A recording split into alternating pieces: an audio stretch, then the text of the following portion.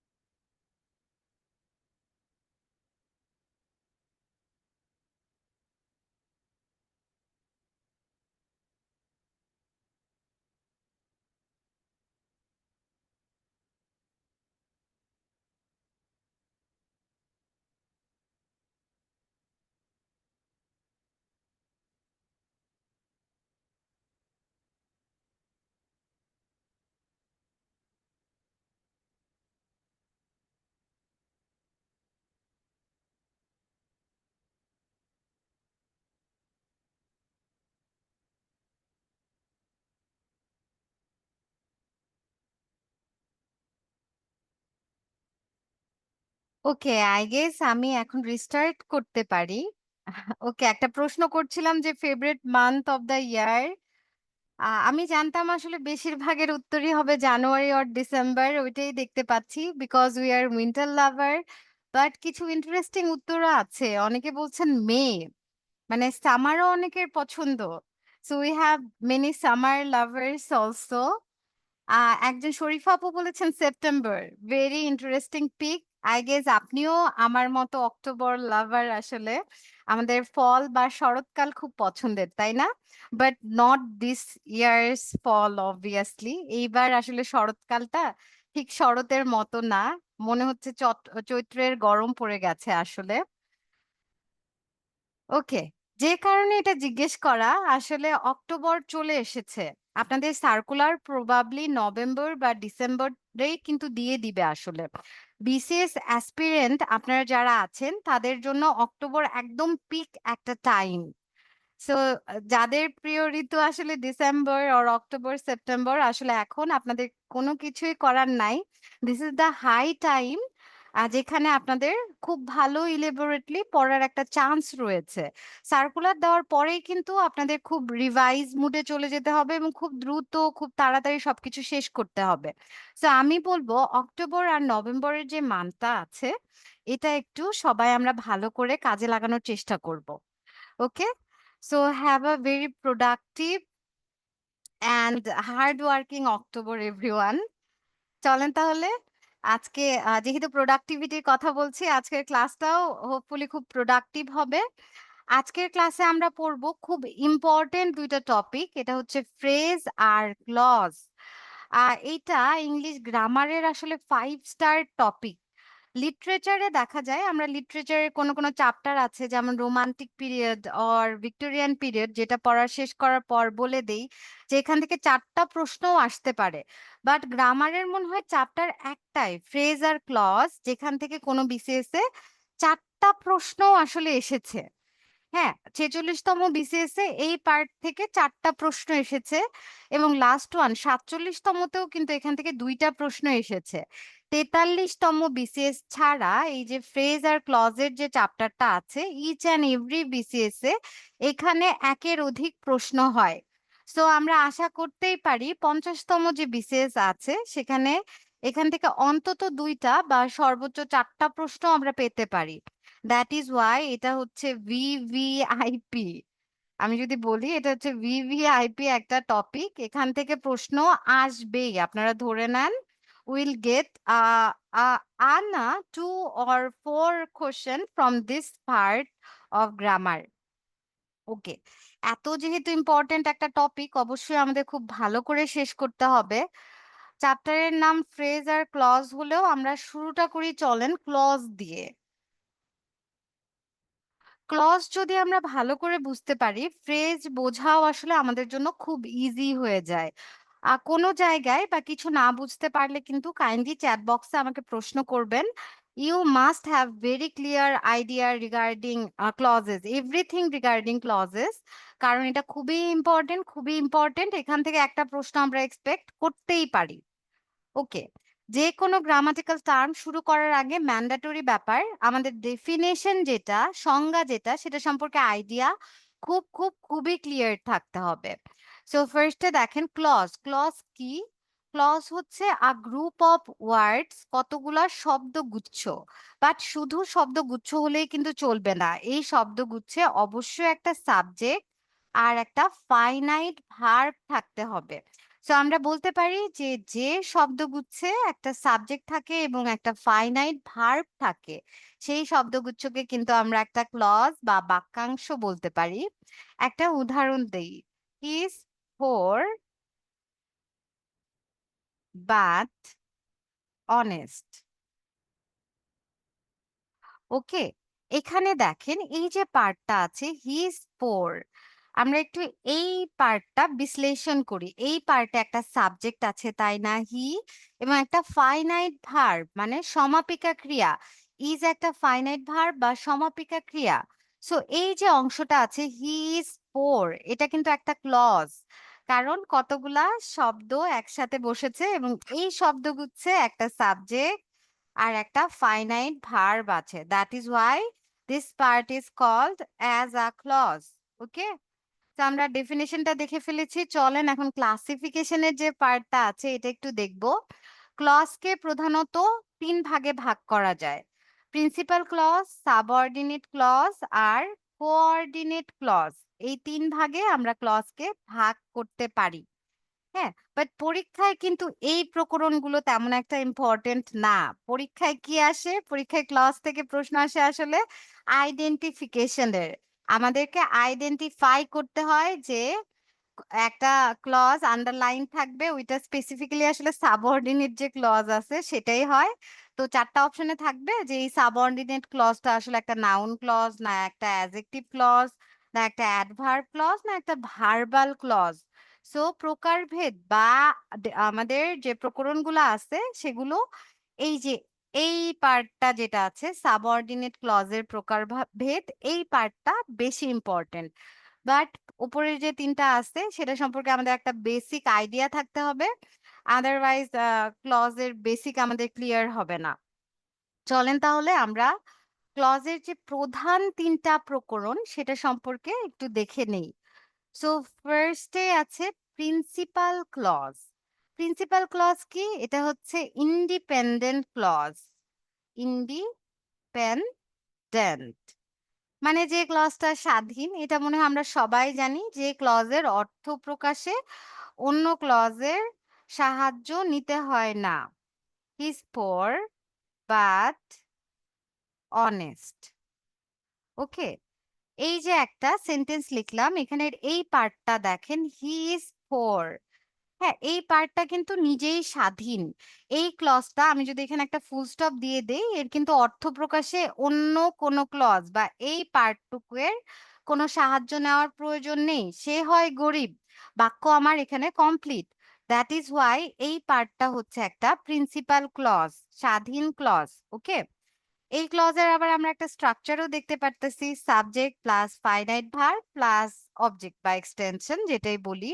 ওকে, so principal clause তো আমরা দেখলাম। এখন এই যে মোস্ট ইম্পর্টেন্ট যেটা সাবঅর্ডিনেট ক্লজ, এটা আমরা দেখব। সাবঅর্ডিনেট ক্লজ কোনটা? সাবঅর্ডিনেট ক্লজ হচ্ছে ডিপেন্ডেন্ট যে ক্লজ গুলো আছে, অন্যের উপর নির্ভরশীল, সেই ক্লজ গুলাকে আমরা আসলে সাবঅর্ডিনেট ক্লজ বলি। যেমন if I go, he will come. এই সেন্টেন্সটা দেখেন, হি উইল কাম, সে আসবে। এটার কিন্তু অর্থ প্রকাশের জন্য অন্য কারো হেল্পের দরকার নাই। এটা ইন্ডিপেন্ডেন্ট, হ্যাঁ? এটা নিজেই স্বাধীন। বাট এই পার্টটা আমরা একটু দেখি, ইফ আই গো, যদি আমি যাই, এটাকে যদি এভাবেই জাস্ট রেখে দেই, কোনো অর্থই কিন্তু প্রকাশ হচ্ছে না। যদি আমি যাই তারপর কি হইল? সো এই পার্টটুকের অর্থ পরিপূর্ণভাবে প্রকাশের জন্য একটা প্রিন্সিপাল ক্লজের সাহায্য দরকার। দ্যাট ইজ হোয়াই এটা একটা সাবঅর্ডিনেট ক্লজ বা ডিপেন্ডেন্ট ক্লজ। এই সাবঅর্ডিনেট ক্লজ আসলে অলওয়েজ একটা ক্লজ মার্কারের সাথে যুক্ত থাকে। ক্লজ মার্কার মানে লিঙ্কার্স, হ্যাঁ? কিছু লিঙ্কার্স দ্বারা যে ক্লজগুলা শুরু হয় সেই ক্লজগুলা হচ্ছে সাবঅর্ডিনেট ক্লজ। তো এই লিঙ্কার্স গুলো আমরা দেখি যে সাবঅর্ডিনেট ক্লজের সাথে আসলে কোন ক্লজ মার্কার বা লিঙ্কার গুলো যুক্ত হইতে পারে। দেখেন অ্যাজ থাকতে পারে, অ্যাজ ইফ থাকতে পারে, অ্যাজ দো থাকতে পারে। দেন কিছু রিলেটিভ প্রোনাউন আছে, what, how, if, until, unless, when, where. হ্যাঁ, উই অল নো দ্যাট যে এই লিঙ্কার্স গুলো আছে, এই লিঙ্কার্স এর ঠিক পরেই যে ক্লজটা বসে সেটা আসলে সাবঅর্ডিনেট ক্লজ বা ডিপেন্ডেন্ট ক্লজ। আর এই ক্লজের প্রকারভেদগুলাই আমাদের পরীক্ষার জন্য ইম্পর্টেন্ট। সেটাতে আমরা আসছি, বাট নেক্সট স্লাইড একটু মুভ করি। এখানে দেখেন the last one, coordinating clause. এটা আসলে কিছুই না। দেখেন he is good but poor. হ্যাঁ, এই বাক্যে আসলে ২ টা ক্লজ আছে। এটা হচ্ছে ফার্স্ট ওয়ান হচ্ছে হি ইজ গুড। তারপর একটা কোঅর্ডিনেটিং কনজাংশন। তার পরের পার্টটা হয়তো আসলে হি ইজ পোর। হ্যাঁ? তো রিপিটেশন রোধ করার জন্য আমরা জাস্ট পোর লিখে ফেলছি।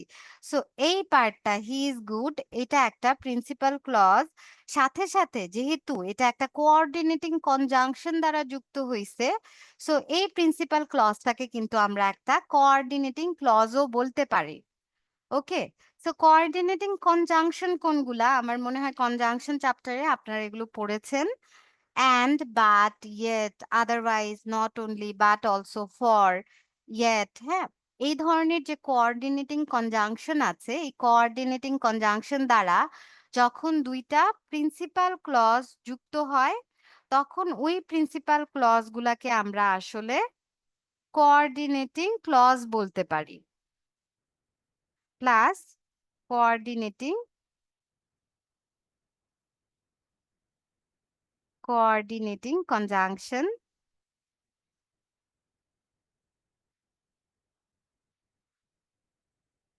প্লাস প্রিন্সিপাল ক্লজ বা ক্লজ। সো এটা আসলে স্পেসিফিক্যালি কিছুই না। আপনারা যখন দেখবেন যে কোঅর্ডিনেটিং কনজাংশন মাঝে আছে বাট বা অ্যান্ড, এবং এর পাশে দুইটা প্রিন্সিপাল ক্লজ আছে। তো ওই দুইটা প্রিন্সিপাল ক্লজকে আমরা আসলে কোঅর্ডিনেটিং ক্লজও বলতে পারি। কিছুই না, আইডেন্টিফিকেশনে মাঝে মাঝে আসে যে ওপরের কোনটা কোঅর্ডিনেটিং ক্লজ। জাস্ট লক্ষ্য রাখবেন যে কোনো দুইটা ক্লজ এই যে এই কনজাংশন গুলো, এই কোঅর্ডিনেটিং কনজাংশন গুলো দ্বারা যুক্ত হয়েছে কিনা। যুক্ত হলে ক্লজ দুইটা হয়ে যাবে, প্রিন্সিপাল ক্লজ দুইটা হয়ে যাবে কোঅর্ডিনেটিং ক্লজ। ওকে, সো আমরা ক্লজের যে তিনটা প্রধান প্রকরণ আছে, প্রিন্সিপাল, সাবঅর্ডিনেটিং আর কোঅর্ডিনেটিং, সেটা কিন্তু শেষ করে ফেলেছি। এখন সাবঅর্ডিনেটিং ক্লজের যে প্রকারভেদগুলো আছে, যেগুলো আমাদের পরীক্ষার জন্য হাইলি ইম্পর্টেন্ট, সেগুলো আমাদের একটু দেখতে হবে। ডিপেন্ডেন্ট বা সাবঅর্ডিনেট যে ক্লজ গুলো আছে সেগুলো কত প্রকার, এবং সেগুলো বাক্যে কোথায় বসে, কি কাজ করে, সেগুলো সম্পর্কে আমাদের খুব ভালো একটা নলেজ রাখতে হবে। এক্ষেত্রে একটা বিষয়, ক্লজ আইডেন্টিফিকেশনের জন্য আপনার কিন্তু পার্টস অফ স্পিচ সম্পর্কে একটা খুব ভালো আইডিয়া থাকা মাস্ট। কারণ নাউন কোথায় বসে বা নাউন কি কাজ করে এটা যদি আপনি না জানেন, তাহলে নাউন ক্লজ কোথায় বসে বা নাউন ক্লজ কি কাজ করবে সেটাও কিন্তু আপনি ধরতে পারবেন না। ওকে, নাউনের কাজ, নাউনের পজিশন ইন এ সেন্টেন্স বা অ্যাজেক্টিভের কাজ, এরা বাক্যে কোথায় বসে, অ্যাডভার্বের কাজ বাক্যে কোথায় বসে, এই জিনিসগুলো যদি জানি তাহলে নাউন ক্লজ কোথায় বসবে, অ্যাজেক্টিভ ক্লজ কোথায় বসবে বা অ্যাডভার্বিয়াল ক্লজ বাক্যে কোথায় বসবে, সেটা কিন্তু আমরা একদম সহজে আইডেন্টিফাই করতে পারবো।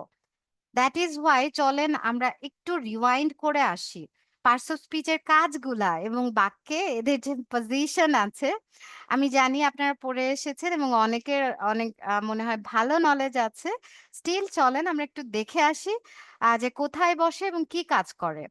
আহ এই জিনিসটা আমাদের একদম ক্লিয়ার থাকলে ক্লজ আইডেন্টিফিকেশন খুবই ইজি হয়ে যাবে। সো একটু রিওয়াইন্ড করি চলেন। নাউন,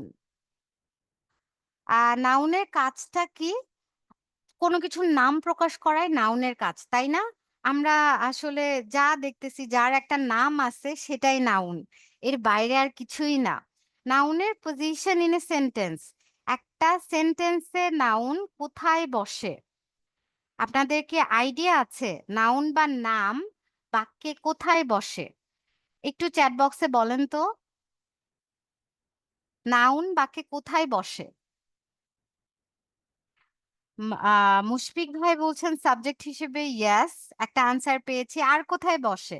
সাবজেক্ট হিসেবে তো একটা জিনিস আমরা জানি, এটা কিন্তু আপনাদের ফার্স্ট ক্লাসেই ছিল প্রবাবলি। সো সাবজেক্ট হিসেবে নাউন বসে এটা আমরা জানি। আর কি হিসেবে নাউন বসতে পারে? সাবজেক্ট হিসেবে বসে, এটা উই অল নো দ্যাট। তারপর অবজেক্ট হিসেবেও তো নাউন বসে, তাই না? অবজেক্ট হিসেবেও নাউন বসে। ওকে, তারপরে নাউন কোথায় আর বসে? চ্যাট বক্সে আসলে আনসার পাচ্ছি না। আমিনুল ভাই বলছেন প্রিপোজিশনের পরে। ওকে, থ্যাংক ইউ। হ্যাঁ, প্রিপোজিশনের বা আর্টিকেলের পরে একটা মাত্র ওয়ার্ড থাকলে সেটা অবশ্যই নাউন হবে। সো প্রিপোজিশনের পরে একটা মাত্র ওয়ার্ড থাকলে সেটা অবশ্যই নাউন হবে। এটা নাউনের আরেকটা পজিশন। 3 নাম্বার যেটা আমরা লিখতে পারি, the plus dot dot dot plus of, এই যে স্ট্রাকচারটা আছে এটার মাঝখানে যে শব্দটা বসে, the kindness of Karim, the smile of Jerry, হ্যাঁ, so the plus dot dot dot plus of এর মাঝখানে যে শব্দটা বসে সেটাও কিন্তু অবভিয়াসলি নাউন হয়। ওকে, আমরা এই তিনটা জিনিসই লিখছি। এখন চলেন আমরা একটু অ্যাজেক্টিভে মুভ করি। অ্যাজেক্টিভ, ওকে, অ্যাজেক্টিভের কাজ কি? অ্যাডজেক্টিভের কাজ হচ্ছে মডিফাই করা, তাই না? কাকে মডিফাই করে? শুধুমাত্র নাউন এবং প্রোনাউনের দোষ, গুণ, অবস্থা, সংখ্যা বা পরিমাণ যে পার্টস অফ স্পিচ প্রকাশ করে তাকে কিন্তু আমরা অ্যাডজেক্টিভ বলি। সো অ্যাডজেক্টিভের কাজ হচ্ছে মেইনলি নাউন বা প্রোনাউনকে মডিফাই করা। এটা জানলাম। এখন পজিশন, অ্যাডজেক্টিভ বাক্যের কোথায় বসে? এটা আসলে মনে হয় ডিরেক্ট আপনাদের পড়ানো হয়েছে কি? অ্যাডজেক্টিভ ক্লাসটা প্রবাবলি আমি নিইনি। বাট কেউ কি একটু মাথা খাটিয়ে বলতে পারেন যে অ্যাডজেক্টিভ একটা সেন্টেন্সে আসলে কোথায় বসে? ওকে, হ্যাঁ, মুশফিক ভাই বলছেন নাউনের পূর্বে। গুড। অনেকের দেখে তাহলে ভালোই মনে আছে। ওকে, পজিশন কি? এটা হবে আ অ্যাডজেক্টিভ এর ২ ধরনের ব্যবহার আছে আমরা পড়েছিলাম, তাই না? Attributive use of adjective. Adjective নাউনের আগে বসে নাউনকে মডিফাই করে। ওই যে উদাহরণটা ছিল হি ইজ এ গুড বয়। বয়ের আগে অ্যাডজেক্টিভ গুড বসে বয়কে মডিফাই করছে। সো নাউনের আগে। অ্যাডজেক্টিভ নাউনের আগে বসে। অ্যাডজেক্টিভ ক্লজ কিন্তু আবার নাউনের পরে বসবে। সেটা আমরা পরে আলোচনা করতেছি। বাট আগে দেখে নেই অ্যাডজেক্টিভ বাক্যে কোথায় বসতে পারে। এক হচ্ছে এটা নাউনের আগে বসে নাউনকে মডিফাই করে। সো অ্যাডজেক্টিভ অলওয়েজ নাউনের আগে বসে। আরেকটা হইতে পারে predicative use of adjective. Adjective নিজে কিন্তু অবজেক্ট হিসেবে বসতে পারে। তাই না? অবজেক্ট হিসেবে যেমন হি ইজ গুড। এখানে গুড শব্দটা কিন্তু একটা অবজেক্ট হয়ে গেছে। সো অ্যাডজেক্টিভ বাক্যে অবজেক্ট হিসেবেও বসতে পারে। ওকে, সো আমরা একটু রেমিনিস করলাম অ্যান্ড উই ফাউন্ড আউট যে বাক্যে অ্যাডজেক্টিভ নাউনের আগে বসে আর অবজেক্ট হিসেবেও বসতে পারে। এখন নেক্সট পার্টে একটু মুভ করি। চলেন অ্যাডভার্ব। অ্যাডভার্বের কাজ কি? অ্যাডভার্বের কাজ হচ্ছে ওই নাউন আর প্রোনাউন বাদ দিয়ে অন্য যে পার্টস অফ স্পিচ গুলা আছে, তাই না? Verb, adjective, adverb, preposition, conjunction, even sentence. হ্যাঁ, একটা অ্যাডভার্ব সেন্টেন্সকেও মডিফাই করতে পারে। শুধুমাত্র নাউন আর প্রোনাউনকে মডিফাই করে অ্যাডজেক্টিভ। নাউন আর প্রোনাউন ব্যতীত বাকি সবকিছুকে মডিফাই করবে অ্যাডভার্ব। এখন আপনারা একটু বলেন তো বাক্যে অ্যাডভার্ব কোথায় বসে? বাক্যে অ্যাডভার্ব কোথায় বসে?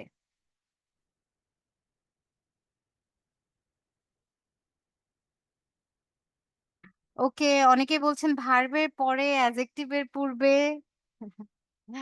ওকে,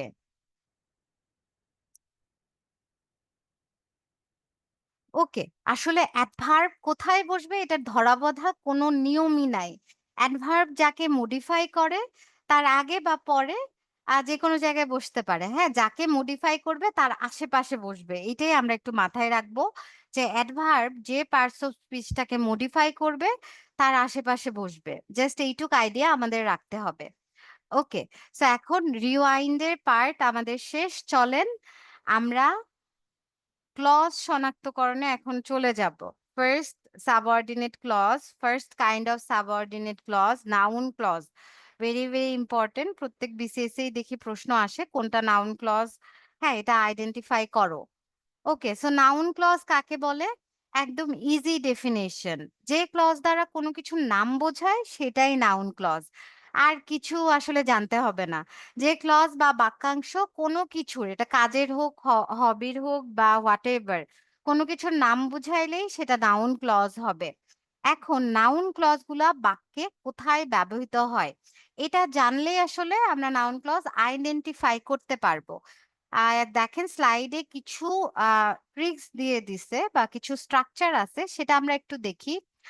নাউন ক্লজের ব্যবহার ভার্বের সাবজেক্ট হিসেবে, আসলে ভার্ব না, সেন্টেন্সের সাবজেক্ট হিসেবে।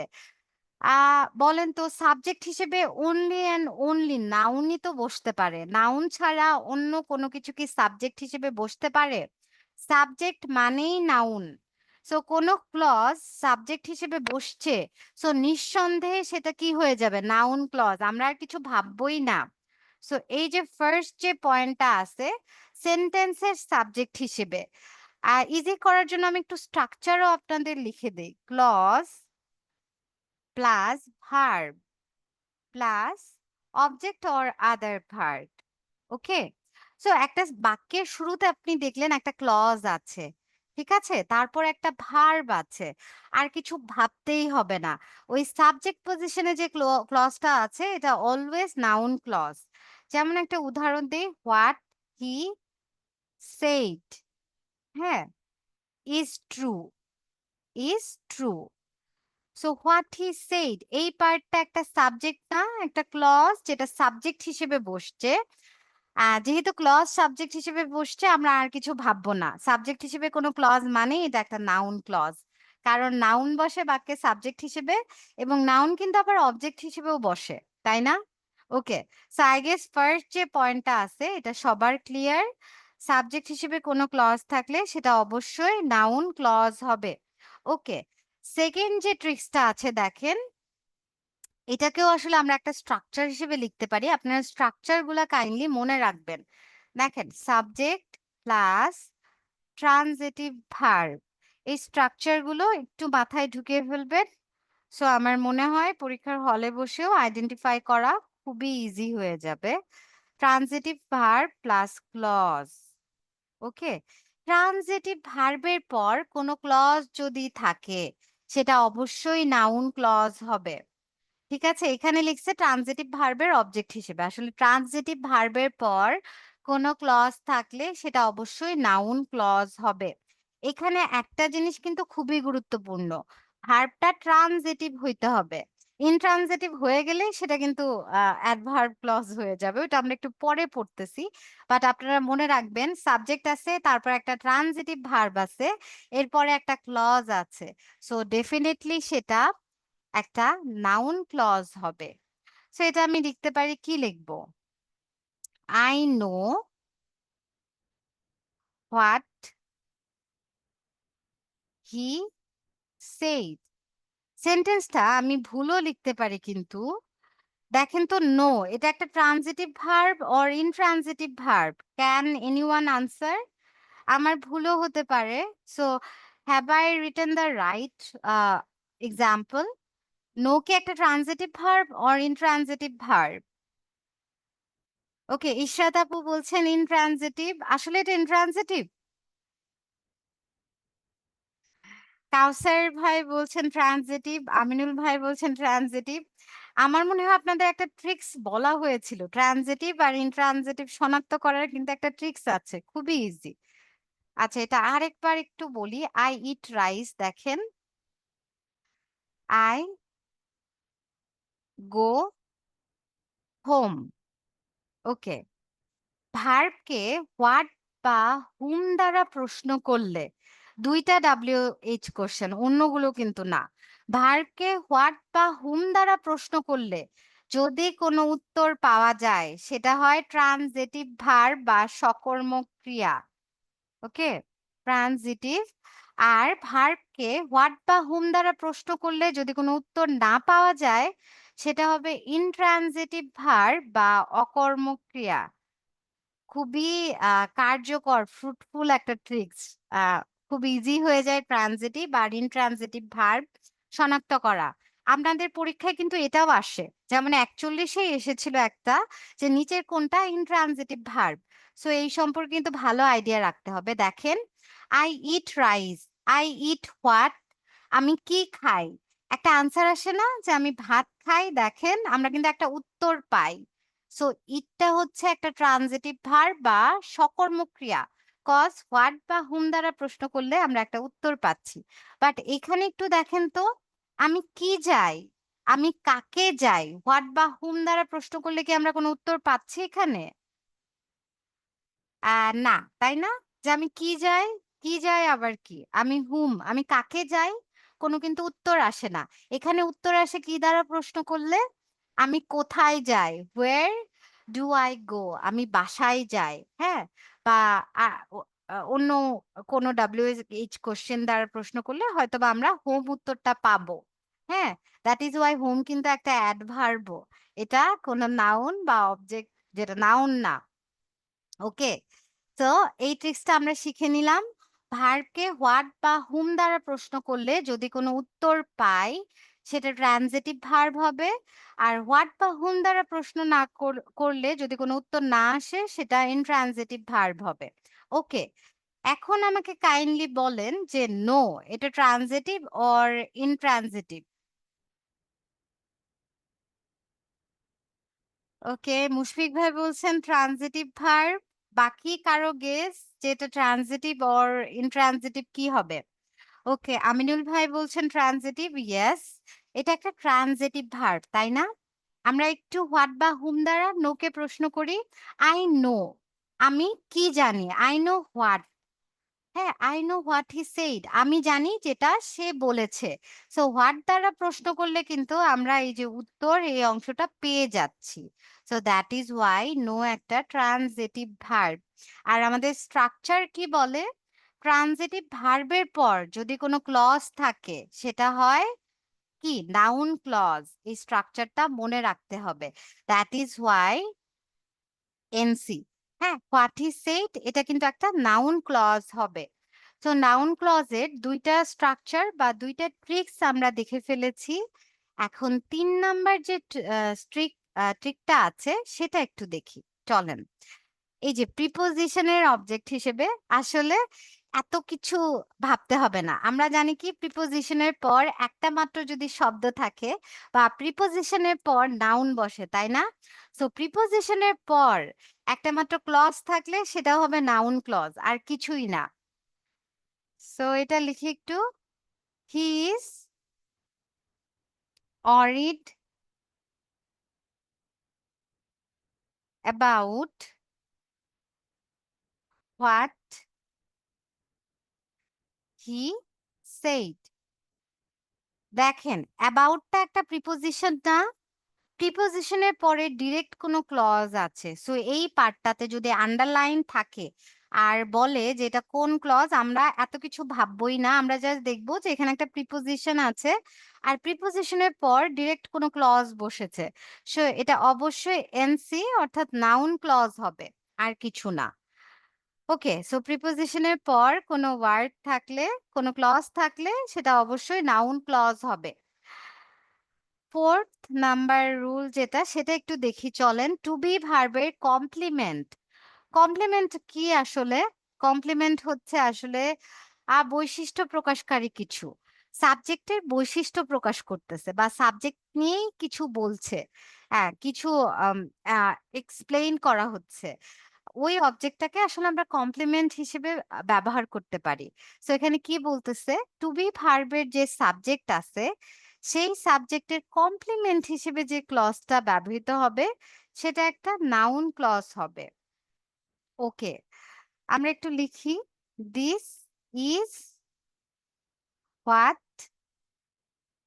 আই লাইক অ্যাবাউট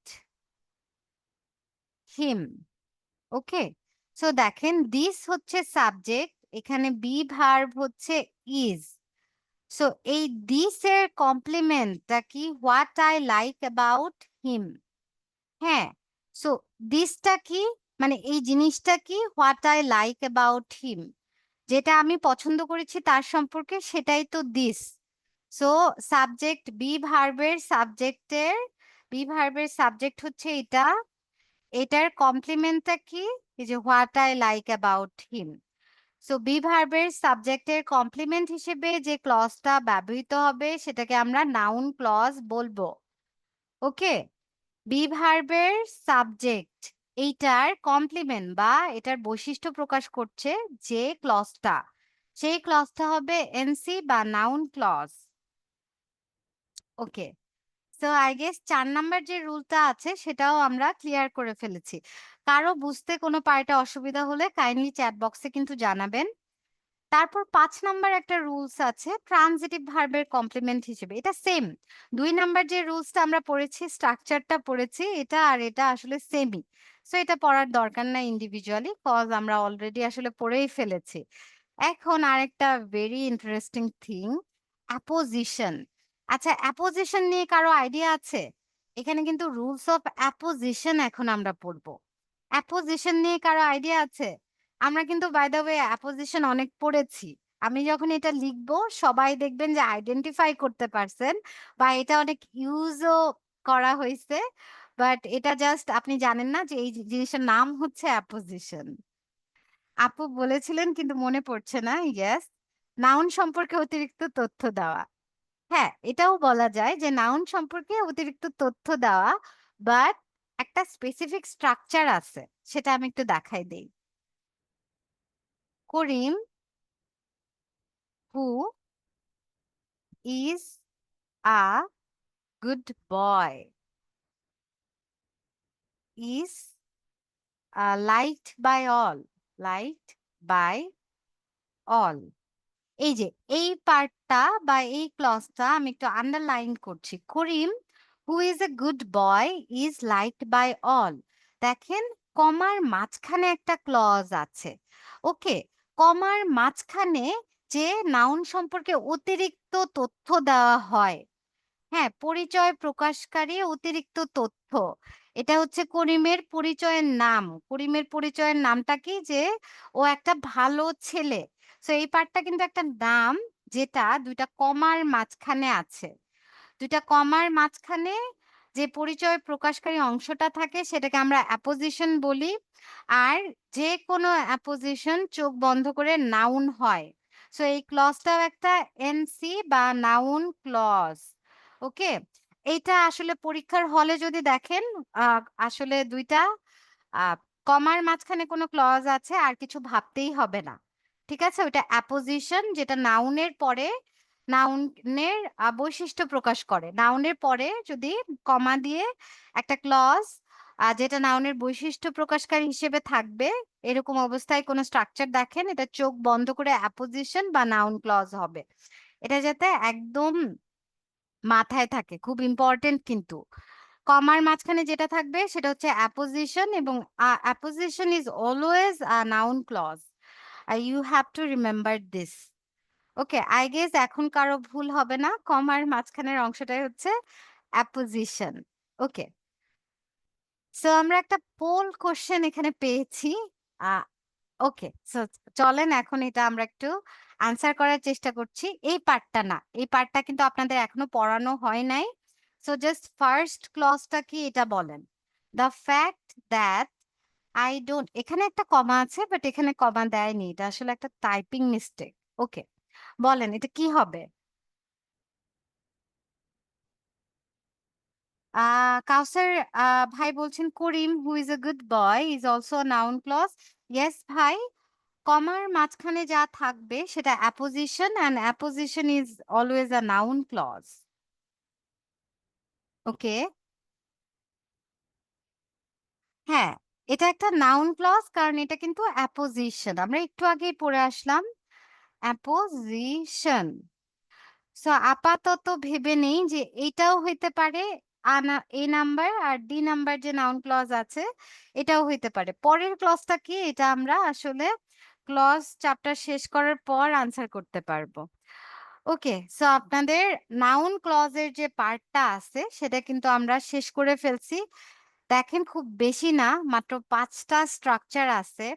এই ৫ টা স্ট্রাকচার যদি একটু ভালো করে পড়া হয়, I guess clause noun clause related 98% প্রশ্ন আপনারা আনসার করতে পারবেন। সো আশা রাখি অন্য কিছু মনে রাখেন আর না রাখেন ৫ টা যে স্ট্রাকচার আছে, হ্যাঁ, এই স্ট্রাকচার গুলো একটু মাথায় বসায় ফেলবেন যে সাবজেক্ট হিসেবে আছে, ক্লজ দিয়ে কোনো সেন্টেন্স শুরু হচ্ছে। হ্যাঁ, সাবজেক্ট হিসেবে। সো এটা একটা নাউন ক্লজ হয়ে যাবে। ট্রান্সিটিভ ভার্বের অবজেক্ট হিসেবে থাকলে নাউন ক্লজ হয়ে যাবে। প্রিপোজিশনের পর একটা ক্লজ আছে। সো অবশ্যই এটা নাউন ক্লজ হয়ে যাবে। টু বি ভার্বের কমপ্লিমেন্ট হিসেবে যে ক্লজটা বসছে সেটা একটা নাউন ক্লজ হয়ে যাবে এবং লাস্ট আমরা যেটা পড়লাম যে অ্যাপোজিশন, অ্যাপোজিশন হিসেবে কোনো ক্লজ আছে? অবশ্যই নাউন ক্লজ হয়ে যাবে। তো ৫ টা কিন্তু একদম মুখস্থই করে ফেলা যায়। হোপফুলি আশা রাখি আপনারা একদম মেমোরাইজই করে ফেলবেন এই পার্টটা। কোনো প্রশ্ন থাকলে চ্যাট বক্সে করতে পারেন। ওকে, কারো প্রশ্ন নাই দেখছি। So I am moving to the next part that is adjective clause. এটা আসলে কি? Adjective clause okay. যে ক্লজ অ্যাডজেক্টিভ এর ন্যায় কাজ করে। মানে নাউন প্রোনাউন কে মডিফাই করে। হ্যাঁ, শুধুমাত্র নাউন প্রোনাউনের দোষ, গুণ, অবস্থা, সংখ্যা বা পরিমাণ যে ক্লজ দ্বারা প্রকাশ পাবে সেটাকে আমরা কিন্তু অ্যাডজেক্টিভ ক্লজ বলতে পারি। ওকে। সো এটার উদাহরণ আমি দিব। উদাহরণ দেওয়ার আগে আমি একটু বৈশিষ্ট্যগুলো বলে ফেলি। তাহলে ইজি হবে বোঝা। দেখেন, ফার্স্ট এ যে কথাটা বলা হয়েছে, এটা আসলে নাউনের বৈশিষ্ট্য প্রকাশ করে। অবভিয়াসলি। অ্যাডজেক্টিভ যেহেতু নাউনের বৈশিষ্ট্য নাউনকে মডিফাই করে, অ্যাডজেক্টিভ ক্লজও নাউনকেই মডিফাই করবে। সো অ্যাডজেক্টিভ ক্লজ হচ্ছে নাউনের মডিফায়ার। এই জিনিসটা খেয়াল রাখবো। আর এখানে একটা ব্যতিক্রম আছে। অ্যাডজেক্টিভের বৈশিষ্ট্য পড়ার সময় আমরা দেখছি কি অ্যাডজেক্টিভ নাউনের আগে বসে বা লিঙ্কিং ভার্বের অবজেক্ট হিসেবে বসতে পারে। তাই না? বা লিঙ্কিং ভার্বের পরে বসে। বাট নাউন ক্লজ অলওয়েজ এবং অলওয়েজ নাউনের পরে বসবে কিন্তু। অ্যাডজেক্টিভ অলওয়েজ নাউনের আগে বসে বাট অ্যাডজেক্টিভ ক্লজ নাউনের পরে বসে। এই জিনিসটা একদম মাথায় রাখতে হবে। আর এটা মনে থাকলে আসলে আইডেন্টিফিকেশন অনেক ইজি হয়ে যায়। ওকে। সো নেক্সট যে রুলসটা আছে সেটা আমরা একটু দেখি। এটা হচ্ছে অ্যাডজেক্টিভ ক্লজ গুলো সাধারণত relative pronoun who, which, that, whose, whom, but, as এবং রিলেটিভ অ্যাডভার্ব যেগুলো আছে হোয়েন, হোয়াই, ওয়ের, হাউ ইত্যাদি দ্বারা সূচিত হয়। মানে অ্যাডজেক্টিভ ক্লজ গুলার শুরুতে আর রিলেটিভ প্রোনাউন যেগুলো সেগুলো বেশিরভাগ সময় থেকে থাকে আর কি। এটা আমরা দেখব। আমরা যখন উদাহরণ বিশ্লেষণ করব তখনই এই জিনিসটা এসে যাবে। এই জন্য রিলেটিভ প্রোনাউন দ্বারা যে অ্যাডজেক্টিভ ক্লজ গুলো শুরু হয় সেগুলাকে কিন্তু রিলেটিভ ক্লজ বলে।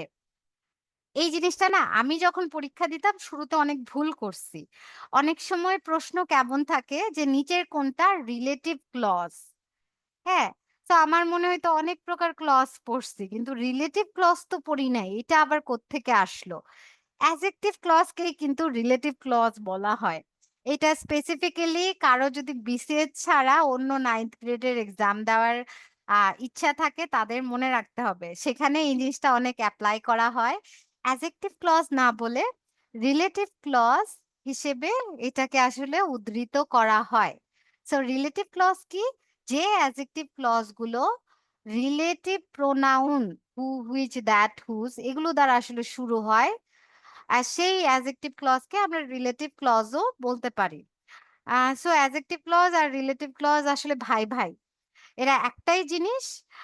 খালি অ্যাডজেক্টিভ ক্লজ যখন ওই রিলেটিভ প্রোনাউন আমরা তো জানি কোনগুলা ওগুলা দ্বারা সূচিত হবে, তখন সেটাকে আমরা রিলেটিভ ক্লজও বলতে পারি।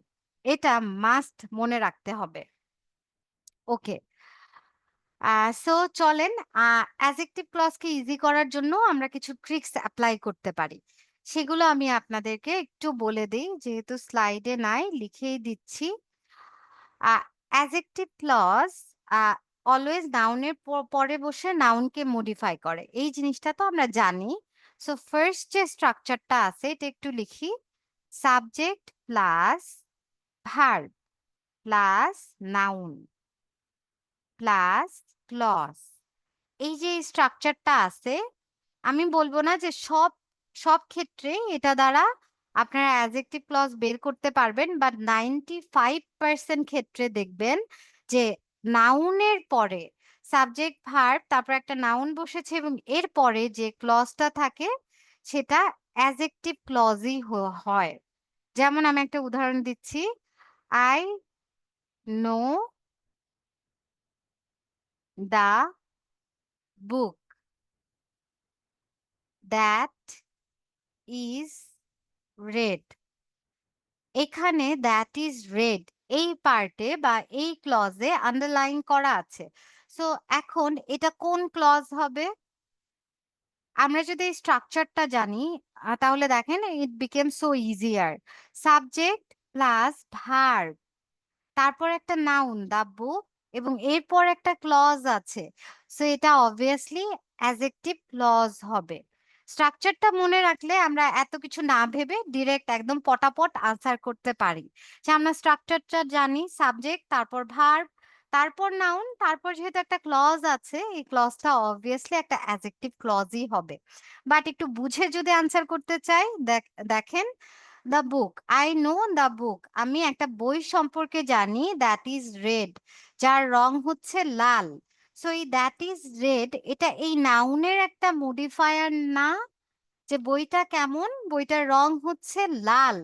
সো এই পার্টটা কিন্তু নাউনেরই একটা মডিফায়ার বা নাউনের একটা গুণ প্রকাশ করছে। So obviously noun modifier clause will be an adjective clause. ঠিক আছে? সো বুঝে, বুঝে করলেও কিন্তু এটা একটা অ্যাডজেক্টিভ ক্লজ হয়। আর আমাদের যদি সময় না থাকে আমরা এই স্ট্রাকচারটা মনে রাখি। তারপরেও কিন্তু আমরা পটাপট দাগাতে পারবো। যেহেতু নাউনের পর একটা ক্লজ আছে, সো এটা একটা অ্যাডজেক্টিভ ক্লজ হবে। ওকে। যেভাবে আপনাদের ইজিয়ার মনে হয় যে আমি বুঝে, বুঝে করব নাকি এই স্ট্রাকচার ২ টা আছে এটা ফলো করব, দ্যাট ইস মাই প্রিফারেন্স। ওকে। তারপর একটু দেখি subject plus clause plus verb plus extension আর কি অবজেক্ট হইতে পারে, আদার পার্ট অফ সেন্টেন্স হইতে পারে। ওকে? আগের সেন্টেন্সটাই লিখবো। অ্যাপোজিশনের যে সেন্টেন্স ছিল। Karim who is a good boy? Who is a good boy is liked by all. Is liked by all. Okay. এই যে দেখেন এটা কিন্তু এই স্ট্রাকচারটা ফলো করছে। সাবজেক্ট প্লাস ক্লজ প্লাস এই যে ভার্ব, হ্যাঁ, এই যে ভার্ব প্লাস আদার। ঠিক আছে? সো যেহেতু আমার এই স্ট্রাকচারটা ফলো করছে সাবজেক্টের পরপরই, নাউনের পরপরই একটা ক্লজ আছে। সো এটা কি হবে? এসি, তাই না? Adjective clause. ওকে, এসি দ্বারা আবার অ্যাডভার্ব ক্লজও বোঝায়। সো এডি সে লিখে ফেলি। ওকে। সো এটা আমরা যদি স্ট্রাকচার ফলো করি তাহলে কিন্তু সরাসরি বুঝতে পারতেছি যে এটা একটা অ্যাডজেক্টিভ ক্লজ হবে। বাট এটা যদি একটু বুঝে করার চেষ্টা করি দেখেন করিম, করিমের বৈশিষ্ট্য কি? হু ইজ এ গুড বয়। ওর বৈশিষ্ট্যটা হচ্ছে ওর গুণটা হচ্ছে ও একটা ভালো ছেলে। সো এই পার্টটা কিন্তু নাউনের মডিফায়ারও, তাই না? এখন একটা বিষয় এখানে লক্ষ্য করতে হবে পাওয়ার অফ আ কমা। এখানে যদি আমরা একটা কমা দিয়ে ফেলতাম তাহলেই কিন্তু জিনিসটা হয়ে যেত অ্যাপোজিশন। আর অ্যাপোজিশন মানেই কিন্তু নাউন ক্লজ। Very tricky. হ্যাঁ, আমরা মাঝে, মাঝে পরীক্ষায় এত হারিয়ে থাকি আমরা এই কমাটাই লক্ষ্য করি না। সো উই গেট কনফিউজড এবং ভাবি এটা অ্যাডজেক্টিভ হবে না নাউন ক্লজ হবে। কমা থাকলেই এটা একটা পরিচয়ের নাম হয়ে যেত। এটা আমরা করিমের একটা পরিচয়ের নাম হিসেবে নিতাম, নাউন ক্লজ হয়ে যেত। বাট কমাটা নাই, দ্যাট মিন এটা একটা করিমের মডিফায়ার। হ্যাঁ? করিমের গুণ। সো এটা obviously একটা adjective clause হবে। এই জিনিসটা খুব সতর্কতার সাথে আপনাদের আনসার করতে হবে। কমা থাকলে সেটা noun clause, কমা না থাকলেই সেটা হচ্ছে adjective clause। একদমই, একদমই কি বলবো? আ সূক্ষ্ম পার্থক্য আসলে। ওকে। সো আমরা অ্যাডজেক্টিভ ক্লজ এর যে বৈশিষ্ট্যগুলো আছে সেগুলোও কিন্তু দেখে ফেললাম। আই গেস এখন সবার শনাক্ত করা অনেক ইজি হবে। তারপরে একটু বলে দিচ্ছি, রিওয়াইন্ড করতেছি। অ্যাডজেক্টিভ ক্লজ শনাক্ত করার ক্ষেত্রে সবচেয়ে ১ম এ যেটা লক্ষ্য রাখবেন, অ্যাডজেক্টিভ ক্লজ অবশ্যই নাউনের পরে বসে। এই যে অ্যাডজেক্টিভ ক্লজ খুঁজতেছেন মানে দেখবেন যে এটা নাউনের পরে আছে কিনা। এটা ফার্স্ট দেখতে হবে। তারপর দেখতে হবে যে রিলেটিভ কোনো প্রোনাউন দ্বারা এই ক্লজটা শুরু হইছে কিনা। রিলেটিভ প্রোনাউন দ্বারা শুরু হলে দেয়ার ইজ চান্স যে এটা একটা অ্যাডজেক্টিভ ক্লজ হইতে পারে বাট নাও হইতে পারে। এই জিনিসটা আমরা খেয়াল রাখবো। তারপর এই যে উই গট 2 স্ট্রাকচার, এই ২ টা স্ট্রাকচার আমরা একটু ফলো করার চেষ্টা করব। আর যদি স্ট্রাকচার ফলো করেও না হয় তখন আসলে অর্থ বোঝার চেষ্টা করবেন। যে এই ক্লজটা sorry, I will have a cup of water.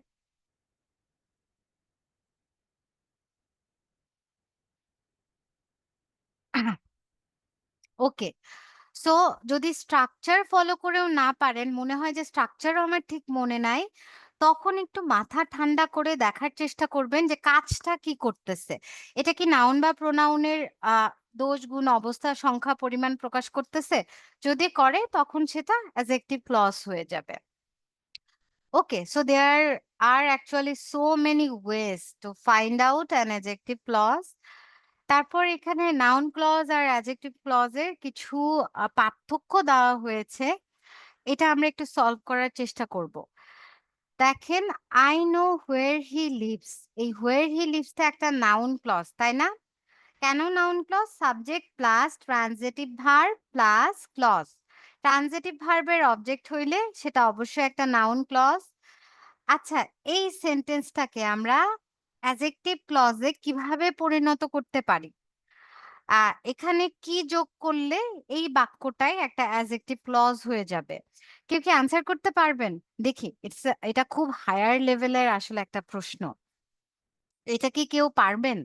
যে I know where he lives এই নাউন ক্লজটাকে where he lives এই নাউন ক্লজটাকে এই বাক্যেই আমি কি যোগ করে আসলে অ্যাডজেক্টিভ ক্লজে পরিণত করতে পারি? ওকে। তাসিয়া আপু বলছেন, "I know the place where he lives." Thank you আপু। Uh uh thanks a lot. আহ একজন পেরেছে। ওকে, ওকে। সো আমরা আ কিন্তু খুব ইজিলি আমাদের কিছু মনে থাকুক আর না থাকুক স্ট্রাকচার তো মনে আছে, তাই না? Subject plus verb, I know। এরপর এখানে একটা নাউন আনলেই কিন্তু এই যে জিনিসটা আছে সেটা নাউনের মডিফায়ার হয়ে যাবে। So I know the place, I know the place where he lives। So এই where he lives এটা কিন্তু এই নাউনের একটা বৈশিষ্ট্য, প্লেস নাউনের একটা বৈশিষ্ট্য হয়ে যাচ্ছে না? সো এটা নাউনের মডিফায়ার আর আমরা ওই স্ট্রাকচার মেথড করে কিন্তু এরকম সেন্টেন্স বানিয়ে ফেলতে পারি। সো পরেরগুলো আমি বলব না। আপনারা কাইন্ডলি কন্টিনিউ করেন চ্যাট বক্সে। only she knows why she loves me এটাকে কিভাবে আসলে অ্যাডজেক্টিভ ক্লজ করতে পারি? একটু ট্রাই করেন। only she knows the reason before why আসলে বিফোর দেওয়ার দরকার নাই। হ্যাঁ, only she knows the reason why she loves me। Okay? only she knows the reason। So পরের যে পার্টটা আছে why she loves me এটা দ্য রিজন এর মডিফায়ার হয়ে গেছে। why she loves me কারণটা কি? she loves me এটার কারণটা হচ্ছে দ্য রিজন আরকি। she loves me। ওকে? এভাবে আমরা এই যে স্ট্রাকচার ফলো করে আসলে নাউন ক্লজকে অ্যাডজেক্টিভ ক্লজে পরিণত করতে পারছি। সো আই গেস আইডেন্টিফিকেশন এ এখন কারো কোনো কষ্ট হওয়ার কথা না। যেহেতু আমরা একদম স্ট্রাকচারই চেঞ্জ করতে পারছি, সো আইডেন্টিফিকেশন তো ডাল ভাত অ্যাকচুয়ালি। ওকে। আ এটা আমি আর লিখে দিচ্ছি না, বলে দেই। I guess আপনারাও পারবেন। I know the time, তাই না? When he will come, I can remember the way or the process how he made the cake। এভাবে আমরা নাউন ক্লজকে জাস্ট একটা অবজেক্ট বসিয়ে এখানে অ্যাডজেক্টিভ ক্লজে পরিণত করতে পারি। Okay, so I will move to the next topic যেটা অ্যাডভার্বিয়াল ক্লজ। আসলে আহ যখন ১ম আ আ প্রস্তুতি শুরু করেছিলাম, তখন আমরা ফ্রেন্ডরা মিলে আসলে আলোচনা করতাম। ক্লজ বোঝা কিন্তু একটু টাফ ছিল। আর তখন আমি এত ট্রিক্স জানতাম না। সো আমার ক্লজ আর ফ্রেজ পার্টে প্রচুর ভুল হতো। আপনাদেরও মনে হয়, তাই না? গ্রামারের এই পার্টটা কিন্তু খুব কঠিন লাগে। আমি জানি না আমার খুব লাগতো। আমি যখন নবিশ ছিলাম, যখন শুরু করলাম। আমরা একটা একটা সূত্র বানিয়েছিলাম বা আমাদের নিজেদের মধ্যে আলোচনা করে একটা জিনিস স্থির করলাম। যে ৪ টা অপশনে যদি দেখি যে আমার এই প্রশ্নটা আনসার করতে হবে আর ৪ টা অপশনে যদি অ্যাডভার্ব ক্লজ থাকে আমি অ্যাডভার্ব ক্লজ দাগিয়ে আসব। কজ আপনারা যখন প্রশ্ন ব্যাংক সলভ করবেন দেখবেন যে 80% আনসার হবে অ্যাডভার্ব ক্লজ। নিচেরটা কোন ক্লজ? হয় অ্যাডভার্ব ক্লজ, 70% অ্যাডভার্ব ক্লজ হবে, 30% হবে নাউন ক্লজ। সো এই যে এরকম কনফিউশন থাকলে আর আপনার মার্কস দরকার, ভাবতেছেন যে কাট মার্কস কোনোভাবেই আর আসবে না এবং ক্লজও আইডেন্টিফাই আসলে করতে পারতেছেন না যে কোন ক্লজ হবে। তখন এই জিনিসটা ফলো করতে পারেন। আমি অ্যাসিউর করতে পারি না যে আসলে হবে কি হবে না। বাট প্রশ্ন ব্যাংক সলভ করলে আমার রিয়ালাইজেশন হচ্ছে 70% 80% মনে হয় একটু বেশি বলে ফেলছি। 70% ক্ষেত্রে আসলে উত্তর হয় অ্যাডভার্বিয়াল ক্লজ। এক্সামিনাররা আসলে এই ক্লজকে এতটাই পছন্দ করেন। মানে এই ক্লজের প্রশ্নই পরীক্ষাতে বেশি দেয়। ওকে? ওকে। আহ ওকে। সো আমরা এখন অ্যাডভার্বিয়াল ক্লজ যেটা আছে সেটার সংজ্ঞাটা দেখি। যে ক্লজ অ্যাডভার্বের মতো কাজ করবে। মানে নাউন, প্রোনাউন ব্যতীত অন্য যেকোনো পার্টস অফ স্পিচকে মডিফাই করবে, সেই ক্লজটাকে আমরা অ্যাডভার্বিয়াল ক্লজ হিসেবে ধরে নিতে পারি। হ্যাঁ? এটা আরেকটা অ্যাডভার্ব হইতে পারে, আরেকটা অ্যাডজেক্টিভ হইতে পারে, আরেকটা ভার্ব হইতে পারে, আরেকটা প্রিপোজিশন অর কনজাংশন, ইভেন একটা সেন্টেন্সকেও তো অ্যাডভার্ব মডিফাই করে। সো অ্যাডভার্বিয়াল ক্লজও আসলে এই সব জিনিসকেই মডিফাই করে। দ্যাট ইজ হোয়াই অ্যাডভার্বিয়াল ক্লজের স্পেকট্রাম অনেক বড়, উদাহরণ অনেক। ওকে, অ্যাডভার্বিয়াল ক্লজ শনাক্ত করার ক্ষেত্রে একটা ট্রিক্স আছে। হ্যাঁ, ট্রিক্সটা একটু লিখি। Subject plus intransitive verb, intransitive verb, okay, verb plus clause. Intransitive ভার্বের পর যে ক্লজটা বসে সেটা অ্যাডভার্বিয়াল ক্লজ হয়। 95% ক্ষেত্রে এই স্ট্রাকচারটা ফলো করলে আপনাদের আনসার কারেক্ট হবে, কিন্তু অলওয়েজ হয় না। ক্লজের ট্রিক্স গুলা বা ক্লজের স্ট্রাকচার গুলা একটু আসলে ডিফিকাল্ট। হ্যাঁ, কিছু কিছু ব্যতিক্রম আছে, সেগুলো আবার আমরা আজকের প্র্যাকটিস সেশনে কিন্তু ক্লিয়ার করব ব্যতিক্রমগুলো। সো চিন্তার কারণ নাই। বাট 98% ক্ষেত্রে আমি বলি যে এই স্ট্রাকচারটা ফলো করে আপনারা অনেক কিছুর সলিউশন পাবেন। সো দেখেন, ট্রানজিটিভ ভার্বের অবজেক্ট হিসেবে কিন্তু নাউন ক্লজ বসে, আর ইনট্রানজিটিভ ভার্বের অবজেক্ট হিসেবে কিন্তু অ্যাডভার্ব ক্লজ বসে। ওকে, সো আপনারা আসলে একটা ভার্ব এটা ট্রানজিটিভ না ইনট্রানজিটিভ শনাক্ত করা খুবই ইম্পর্টেন্ট ক্লজ আইডেন্টিফিকেশনের ক্ষেত্রে। চলেন আমরা এখন ফার্দার কিছু উদাহরণ দেখে নেই। সো অ্যাডভার্বিয়াল ক্লজের যে প্রকারভেদগুলো আছে সেগুলো একটু দেখি, দেখলে ইজি হয়ে যাবে বোঝা আসলে। ফার্স্টে adverbial clause of time. Time মানে কি? ভার্বকে হোয়েন দ্বারা প্রশ্ন করব। ভার্বকে হোয়েন দ্বারা প্রশ্ন করলে যে উত্তর পাওয়া যাবে সেটা হচ্ছে adverbial clause of time. So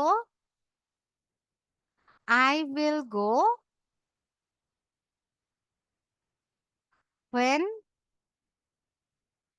she will come. সে আসলে আমি যাব আর কি। She will come. সো এই যে গো, হ্যাঁ, গো এর পরে, গো একটা ইনট্রানজিটিভ ভার্ব, কিন্তু গো এর পরে যে ক্লজটা আছে when she will come, এটা হবে অ্যাডভার্বিয়াল ক্লজ অফ টাইম।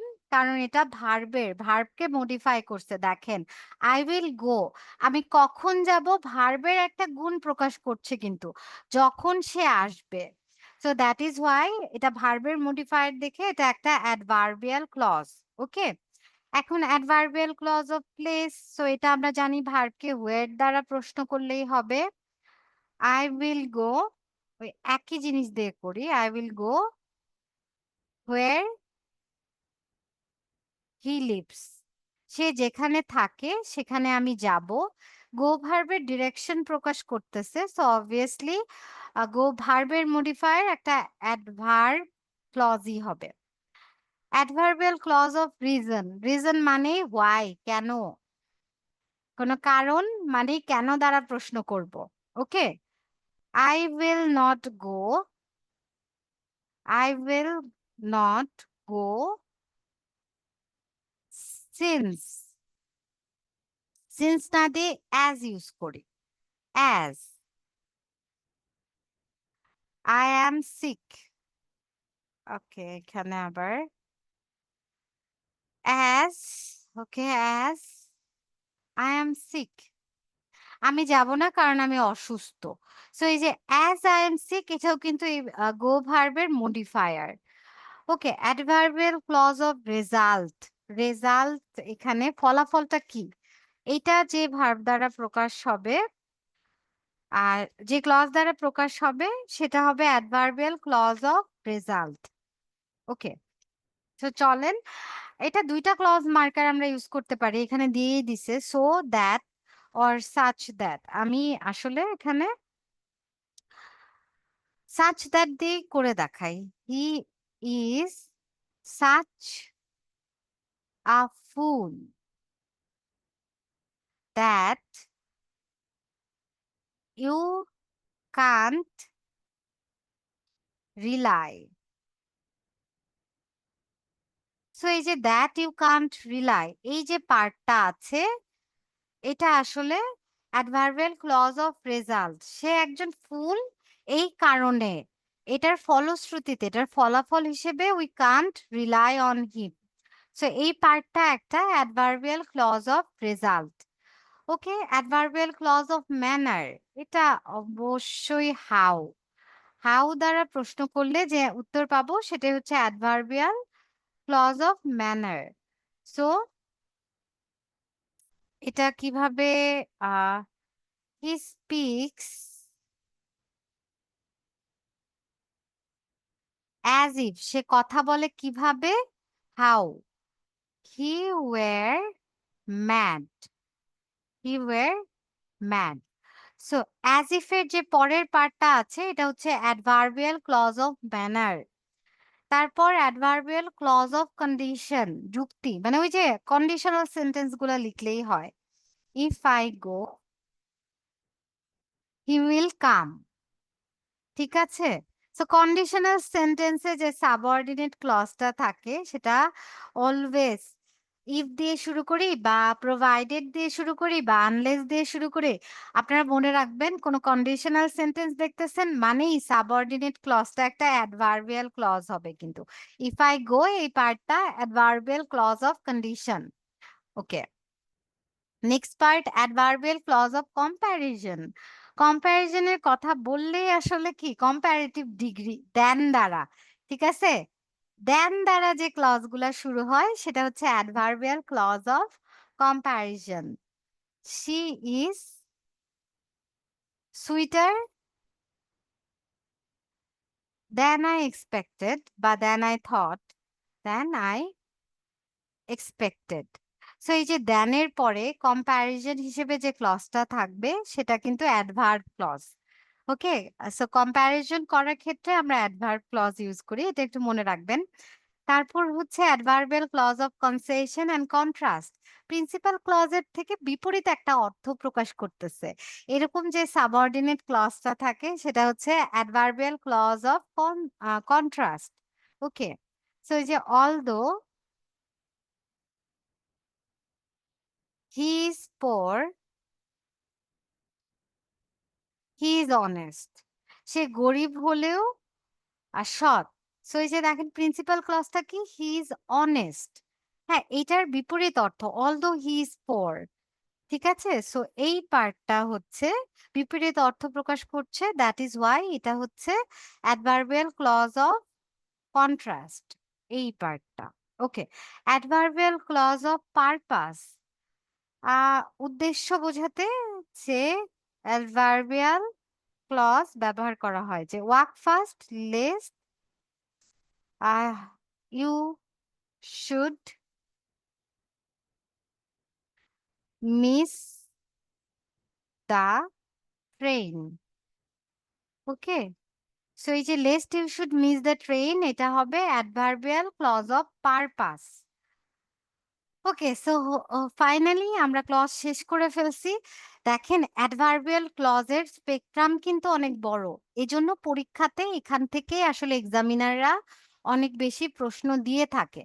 আর কিছু কিছু লিঙ্কার্স আমরা দেখলাম তাই না, এই যে হোয়েন, হোয়েনেভার, হোয়াইল, অ্যাজ, সিন্স, তারপর নিচে আছে whence, because, since, so that. তারপর খুব কমন স্ট্রাকচার গুলা রাইট ফর্ম অফ ভার্বে আমরা দেখে এসেছি অ্যাজ ইফ, কন্ডিশনাল সেন্টেন্সের ইফ, আনলেস, তারপর কম্প্যারিজনের দেন, অলদো, লেস্ট। এই যে লিঙ্কার্স গুলা আছে এই লিঙ্কার্স এর পরে যে ক্লজ গুলা বসে সেগুলা বেশিরভাগ ক্ষেত্রে কিন্তু অ্যাডভার্বিয়াল ক্লজ হয়। তাহলে একটা জিনিস খেয়াল রাখবেন, এগুলো কি ইনট্রানজিটিভ ভার্বের পরে ইউজ হচ্ছে।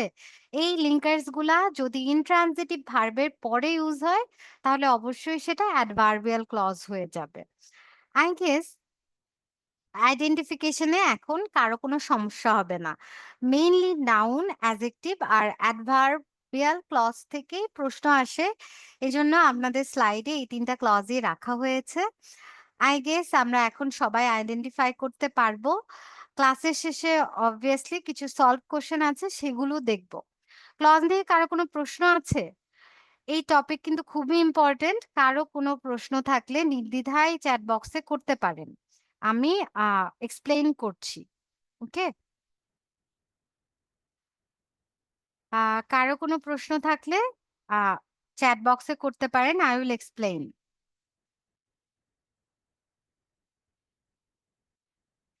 ওকে।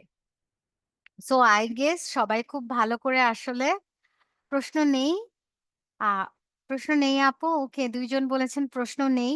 সো আশা রাখি এই চ্যাপ্টারটা খুবই ইম্পোর্টেন্ট এবং সামনের বিসিএস এ এখান থেকে যে প্রশ্নই আসুক না কেন, আসবে তো একটা অবশ্যই। হোপফুলি ওই প্রশ্নটা আপনারা আনসার করতে পারবেন। এখন চলেন দ্য নেক্সট পার্ট, ফ্রেজেস। আসলে ফ্রেজেস আমাদের বিসিএস এর জন্য তেমন ইম্পোর্টেন্ট না। ফ্রেজ থেকে প্রশ্ন খুব অল্প এসেছে। ক্লজ থেকে বেশি আসে। বাট ফ্রেজ সম্পর্কে অবভিয়াসলি একটা ভালো আইডিয়া রাখতে হবে। কজ মাঝে, মাঝে তো দেয়। So we have to clear it profoundly. Let's start this topic, the part phrases. Okay. So ১ম এই যে জিনিসটা ফ্রেজ কাকে বলে? ফ্রেজও হচ্ছে a group of word. ফ্রেজও হচ্ছে শব্দের গুচ্ছ। ক্লজও কিন্তু শব্দের গুচ্ছ ছিল। ঠিক আছে? সো ফ্রেজ আর ক্লজ কি একই জিনিস হইতে পারে? না, ফ্রেজ আর ক্লজ একই জিনিস হবে না। কারণ ফ্রেজে কখনো সাবজেক্ট থাকবে না। ক্লজে কিন্তু অলওয়েজ বা most of the time subject থাকে। হ্যাঁ, অলওয়েজ না, অলওয়েজ ফাইনাইট ভার্ব থাকে ক্লজে। But most of the time ক্লজে আমরা একটা সাবজেক্ট দেখি সাধারণত।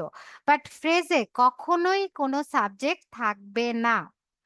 ফ্রেজ বা শব্দগুচ্ছে কখনোই সাবজেক্ট থাকবে না। বাই দ্য ওয়ে বাংলা নতুন বইটা আপনারা দেখে থাকবেন। সেখানে মেবি ফ্রেজ এড করা হয়েছে বর্গ বা কি নামে। আমি রিসেন্টলি একটু দেখার ট্রাই করতেছিলাম অ্যান্ড আই ওয়াজ লাইক কি এটা? আগে যা পড়েছি গ্রামাটিক্যাল রুল বাংলা বেসিক্যালি সব চেঞ্জ হয়ে গেছে। মানে অনেক কিছু নতুন এড হয়েছে। উই আর গ্ল্যাড যে ইংরেজিতে আসলে কোনো বাংলা একাডেমি নাই ইংলিশ গ্রামারের ক্ষেত্রে। আদারওয়াইজ দেখা যেত ইংলিশ গ্রামারও কিছুদিন পর, পর চেঞ্জ করছে। অ্যান্ড আমার আসলে কষ্ট হয়ে যেত। I have to prepare new lectures. Okay. So দেখেন ফ্রেজের একটা ক্যারেক্টারিস্টিক হচ্ছে সাবজেক্ট থাকবে না কখনোই। কখনোই সাবজেক্ট থাকবে না। আরেকটা জিনিস হচ্ছে ফাইনাইট ভার্ব কখনোই থাকবে না। ফাইনাইট ভার্ব বা সমাপিকা ক্রিয়া কখনোই থাকবে না। এটা কিন্তু মনে রাখতে হবে।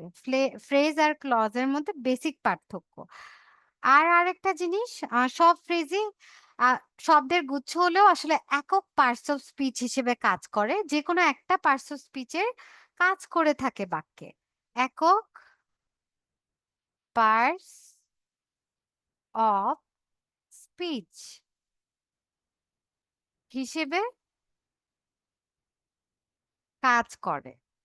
কাজ করে। সো আমরা একটা ফ্রেজের ৩ টা বৈশিষ্ট্য জেনে গেছি কি?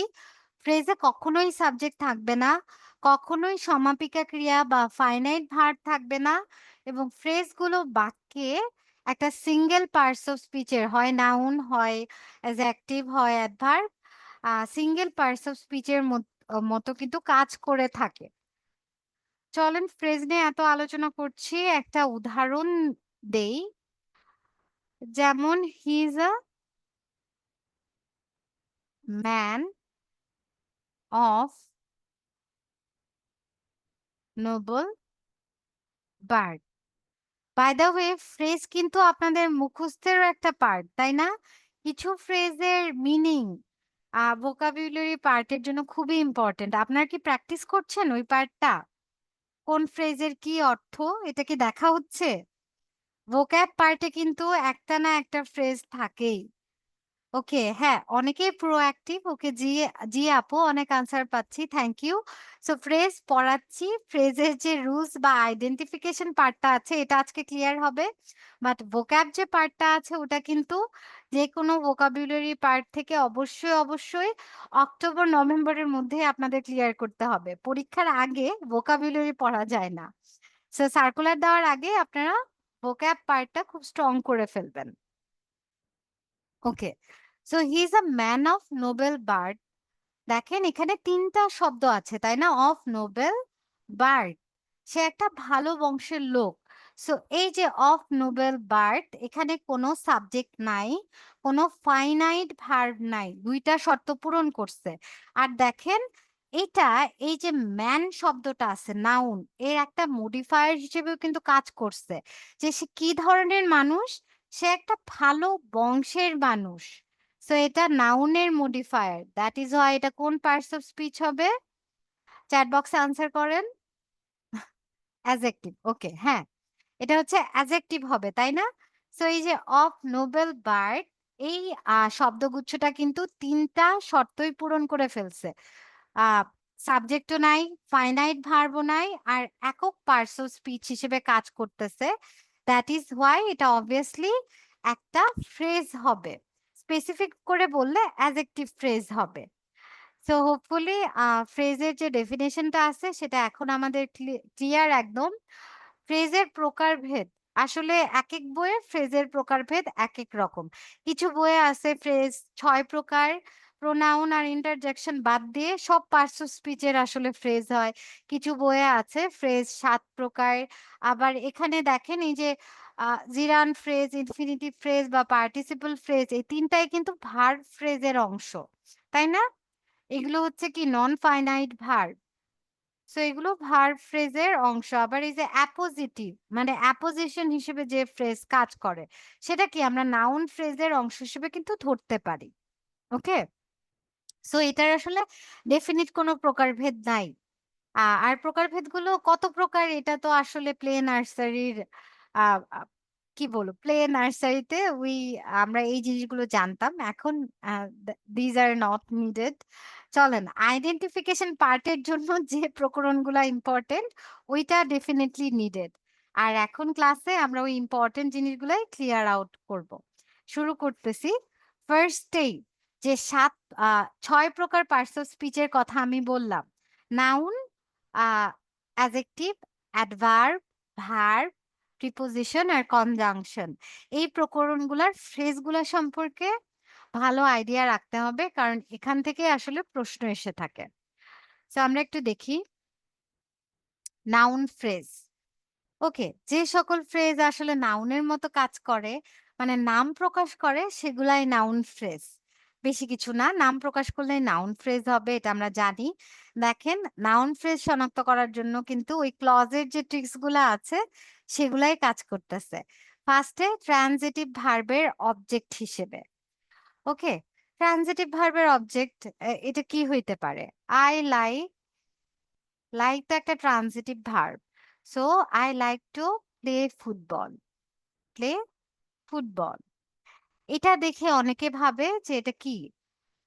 একটা প্রিপোজিশনাল ক্লজ হইতে পারে যেহেতু টো দিয়ে শুরু হইছে বা একটা ভার্ব ক্লজ হইতে পারে যেহেতু প্লে, প্লে জিনিসটা খুবই চোখে লাগতেছে বাট না। আমাদের কিন্তু স্ট্রাকচারটা মনে রাখতে হবে। দেখেন ট্রানজিটিভ ভার্বের পর লাইক একটা ট্রানজিটিভ ভার্ব। ট্রানজিটিভ ভার্বের পর অবজেক্ট হিসেবে যে ফ্রেজটা বসবে সেটা অবশ্যই নাউন ফ্রেজ হবে। এটা কিন্তু কনফিউজিং এবং এগুলো ডিফিকাল্ট। আপনারা একটু মনে রাখবেন। দেখে মনে হয় টু দ্বারা শুরু হইছে সো প্রিপোজিশনাল ফ্রেজ হইতে পারে। বা প্লে জিনিসটা এত চোখে লাগতেছে সেটা ভার্ব ফ্রেজ হইতে পারে। বাট কোনটাই হবে না। যেহেতু এটা আমাদের স্ট্রাকচার ফলো করছে ট্রানজিটিভ ভার্বের object, transitive verb plus phrase এরকম থাকলে সেই ফ্রেজটা অবভিয়াসলি একটা নাউন ফ্রেজ হবে। তারপর দেখেন সাবজেক্টের কমপ্লিমেন্ট মানে বি ভার্বের সাবজেক্টের কমপ্লিমেন্ট হিসেবে বসলে আসলে সেটা কি হবে? সেটা হবে নাউন ক্লজ। সো এটা লিখি বি ভার্বের সাবজেক্ট, বি ভার্ব লাইফ, হ্যাঁ? বি ভার্ব ইজ, বি ভার্বের সাবজেক্ট হচ্ছে লাইফ। এখন লাইফের কমপ্লিমেন্ট বা লাইফের বৈশিষ্ট্য প্রকাশ করবে এমন কিছু বলতে হবে। কি বলা যায়? লাইফ ইজ নট স্মুথ বা is not a bed of roses. Bed of roses. জীবন গোলাপের শয্যা না। জীবন ফুল শয্যা না আরকি। গোলাপের শয্যা না। ঠিক আছে? সো নট না আ বেড অফ রোজেস এই পার্টটা কি? বি ভার্বের কমপ্লিমেন্ট হিসেবে ব্যবহৃত হচ্ছে, কিন্তু বি ভার্বের যে সাবজেক্টটা আছে, এই যে লাইফ এর কমপ্লিমেন্ট হিসেবে এই ফ্রেজটা ইউজ হচ্ছে, দ্যাট ইজ ওয়াই এটা একটা নাউন ফ্রেজ। হ্যাঁ, এই যে দেখেন প্রিপোজিশনের পর একটা মাত্র ফ্রেজ থাকলে সেটা অবশ্যই অবশ্যই নাউন ফ্রেজ হবে। সো কোনো প্রিপোজিশন আছে, এরপর আমি কোনো ফ্রেজ ইউজ করতেছি, সো সেটা অবশ্যই নাউন ফ্রেজ হবে। যেমন I am good at playing chess. এই জিনিসটা দেখে অনেকে ভাবে কি যে প্লেইং মানে ভার্ব দ্বারা শুরু হচ্ছে, সো এই পার্টটা একটা ভার্বাল ফ্রেজ হইতে পারে, বাট না। আমরা সূত্র জানি যে প্রিপোজিশনের পর কোনো ফ্রেজ থাকলে সেটা অবশ্যই অবশ্যই একটা নাউন ফ্রেজ হবে। এই জিনিসটা আমাদের একটু মাথায় রাখতে হবে। ঠিক আছে, apposition. Uh Tina my sister, my sister is my friend. Tina যে আমার বোন, সে আমার বন্ধু। Is also my friend, is also my friend. এই যে দেখেন টিনা, তারপর কি আছে মাই সিস্টার, এই যে পার্টটুকু আছে মাই সিস্টার, এটা হচ্ছে অ্যাপোজিশন, তাই না? কমার মাঝখানে আছে, কমার মাঝখানে একটা নাউন, তারপর কমা, তারপর একটা ফ্রেজ, তারপর আবার কমা, এটাকে আমরা বলতেছি অ্যাপোজিশন। আর আগেই বলা হয়েছে অ্যাপোজিশনে যাই থাকুক না কেন সেটা একটা নাউন হবে। সো এই পার্টটা অবশ্যই একটা নাউন ফ্রেজ হবে। আরেকটা কমন জিনিস মনে হয় এখানে বাদ দেওয়া হয়েছে, তাই না? সাবজেক্ট হিসেবে, সাবজেক্ট হিসেবে যে ফ্রেজটা বসে সেটা অবশ্যই নাউন ফ্রেজ হয়। এটা তো আগেই বলা হয়েছে। আর যা কিছু দেখেন সাবজেক্ট হিসেবে যেটাই বসবে একটা সেন্টেন্সে সেটা অবশ্যই নাউন হইতে হবে। ফ্রেজ আকারে থাকলে নাউন ফ্রেজ, ক্লজ আকারে থাকলে নাউন ক্লজ। যেমন স্মোকিং সিগারেট ইজ হার্মফুল, বা স্মোকিং ওয়াইন, এটা দেই wine is harmful, is bad. Okay, just বোঝানোর জন্য দিচ্ছি। এটা আপনারা ৫ নাম্বার রুলস হিসেবে অ্যাড করতে পারেন, যেহেতু এখানে দেওয়া হয়নি। কোন ফ্রেজ যদি সাবজেক্ট হিসেবে বসে, যেমন এখানে আছে স্মোকিং ওয়াইন, সো ওই ফ্রেজটা অবশ্যই অবশ্যই নাউন ফ্রেজ হবে। সো এখানে দেখতেছি নাউন ফ্রেজের ৫টা ট্রিক্স বা সূত্র আছে, খুবই ইজি। ফার্স্টেরটা হচ্ছে যে ফ্রেজ সাবজেক্ট হিসেবে বসবে, যে ফ্রেজ ট্রানজিটিভ ভার্বের অবজেক্ট হিসেবে বসবে, যে ফ্রেজ বি ভার্বের কমপ্লিমেন্ট হিসেবে বসে, প্রিপোজিশনের পরে যদি কোনো ফ্রেজ থাকে, অ্যাপোজিশন হিসেবে কোনো ফ্রেজ যদি থাকে। এটা একদম মেমোরাইজিং পার্ট, ভালো করতে হলে অবশ্যই মেমোরাইজ করতে হবে এই ৫টা সূত্র। ওকে, অ্যাডজেক্টিভ ফ্রেজ এটা আসলে খুবই ইজি। আমি যে উদাহরণ দিলাম সেটাই তো আসলে অ্যাডজেক্টিভ ফ্রেজ ছিল, তাই না? নাউনের মডিফায়ার হিসেবে কাজ করে। জেনারেলি নাউনের পরে বসবে যে হি is a man of Nobel birth, Nobel birth. Okay, completed. So এইটা দেখেন নাউনের পরে বসে নাউনকে মডিফাই করতেছে।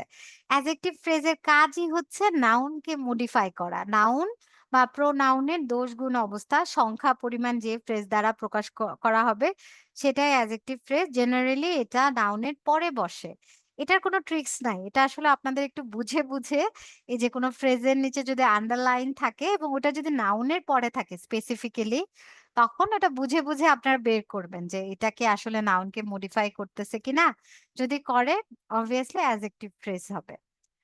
ওকে, অ্যাডভার্বিয়াল ফ্রেজ। অ্যাডভার্ব মানেই ফ্রেজ আর ক্লজের ক্ষেত্রে আমি বলবো যে অনেক বড়। হ্যাঁ, অ্যাডভার্বিয়াল ফ্রেজের স্পেকট্রামটাও অনেক বড়। এটা কি নাউন আর প্রোনাউন ছাড়া অন্য যে পার্টস অফ স্পিচ গুলো আছে সেগুলোকে মডিফাই করে যে ফ্রেজ, তাকে আমরা অ্যাডভার্বিয়াল ফ্রেজ বলতে পারি। যেমন he learns the term, learns the term with great, with great enthusiasm. enthusiasm. Okay, so এই যে উইথ গ্রেট ইনথুজিয়াজম, এটা দেখেন টার্ম, কোনো বিষয়। সো উইথ গ্রেট ইনথুজিয়াজম, এটা কি টার্মের কোনো বৈশিষ্ট্য যে সে এই বিষয়টা জানছে অনেক এনথুজিয়াজম বা উৎসাহের সাথে? সো উইথ গ্রেট ইনথুজিয়াজম, এটা কি টার্মের কোনো বৈশিষ্ট্য হয়? আই গেস না, তাই না? এটা নাউনের কোনো বৈশিষ্ট্য না, কিন্তু এটা তার এই যে জানা, লার্ন, তার লার্নিং প্রসেসটা কি অনেক enthusiasm-এর সাথে, অনেক উৎসাহের সাথে। সো এই পার্টটা কিন্তু, এই ফ্রেজটা কিন্তু ভার্বের মডিফায়ার। আপনারা একটু মিনিং বোঝার চেষ্টা করবেন। যেহেতু এটা ভার্বকে মডিফাই করতেছে, অবভিয়াসলি এটা একটা অ্যাডভার্ব হবে। আই গেস ব্যাপারটা সবার কাছে ক্লিয়ার। এটা আমরা মিনিং বুঝে করতেছি। চলেন এখন আরো কিছু উদাহরণ আছে অ্যাডভার্বিয়াল ফ্রেজের, এটা একটু আমরা একটু দেখে নিই। যেমন ফার্স্টে অ্যাডভার্বিয়াল ফ্রেজেস অফ টাইম, ভার্বকে হোয়েন দ্বারা প্রশ্ন করলে উত্তর পাওয়া যাবে, তাই না? যেমন ইজ কামিং, কামিং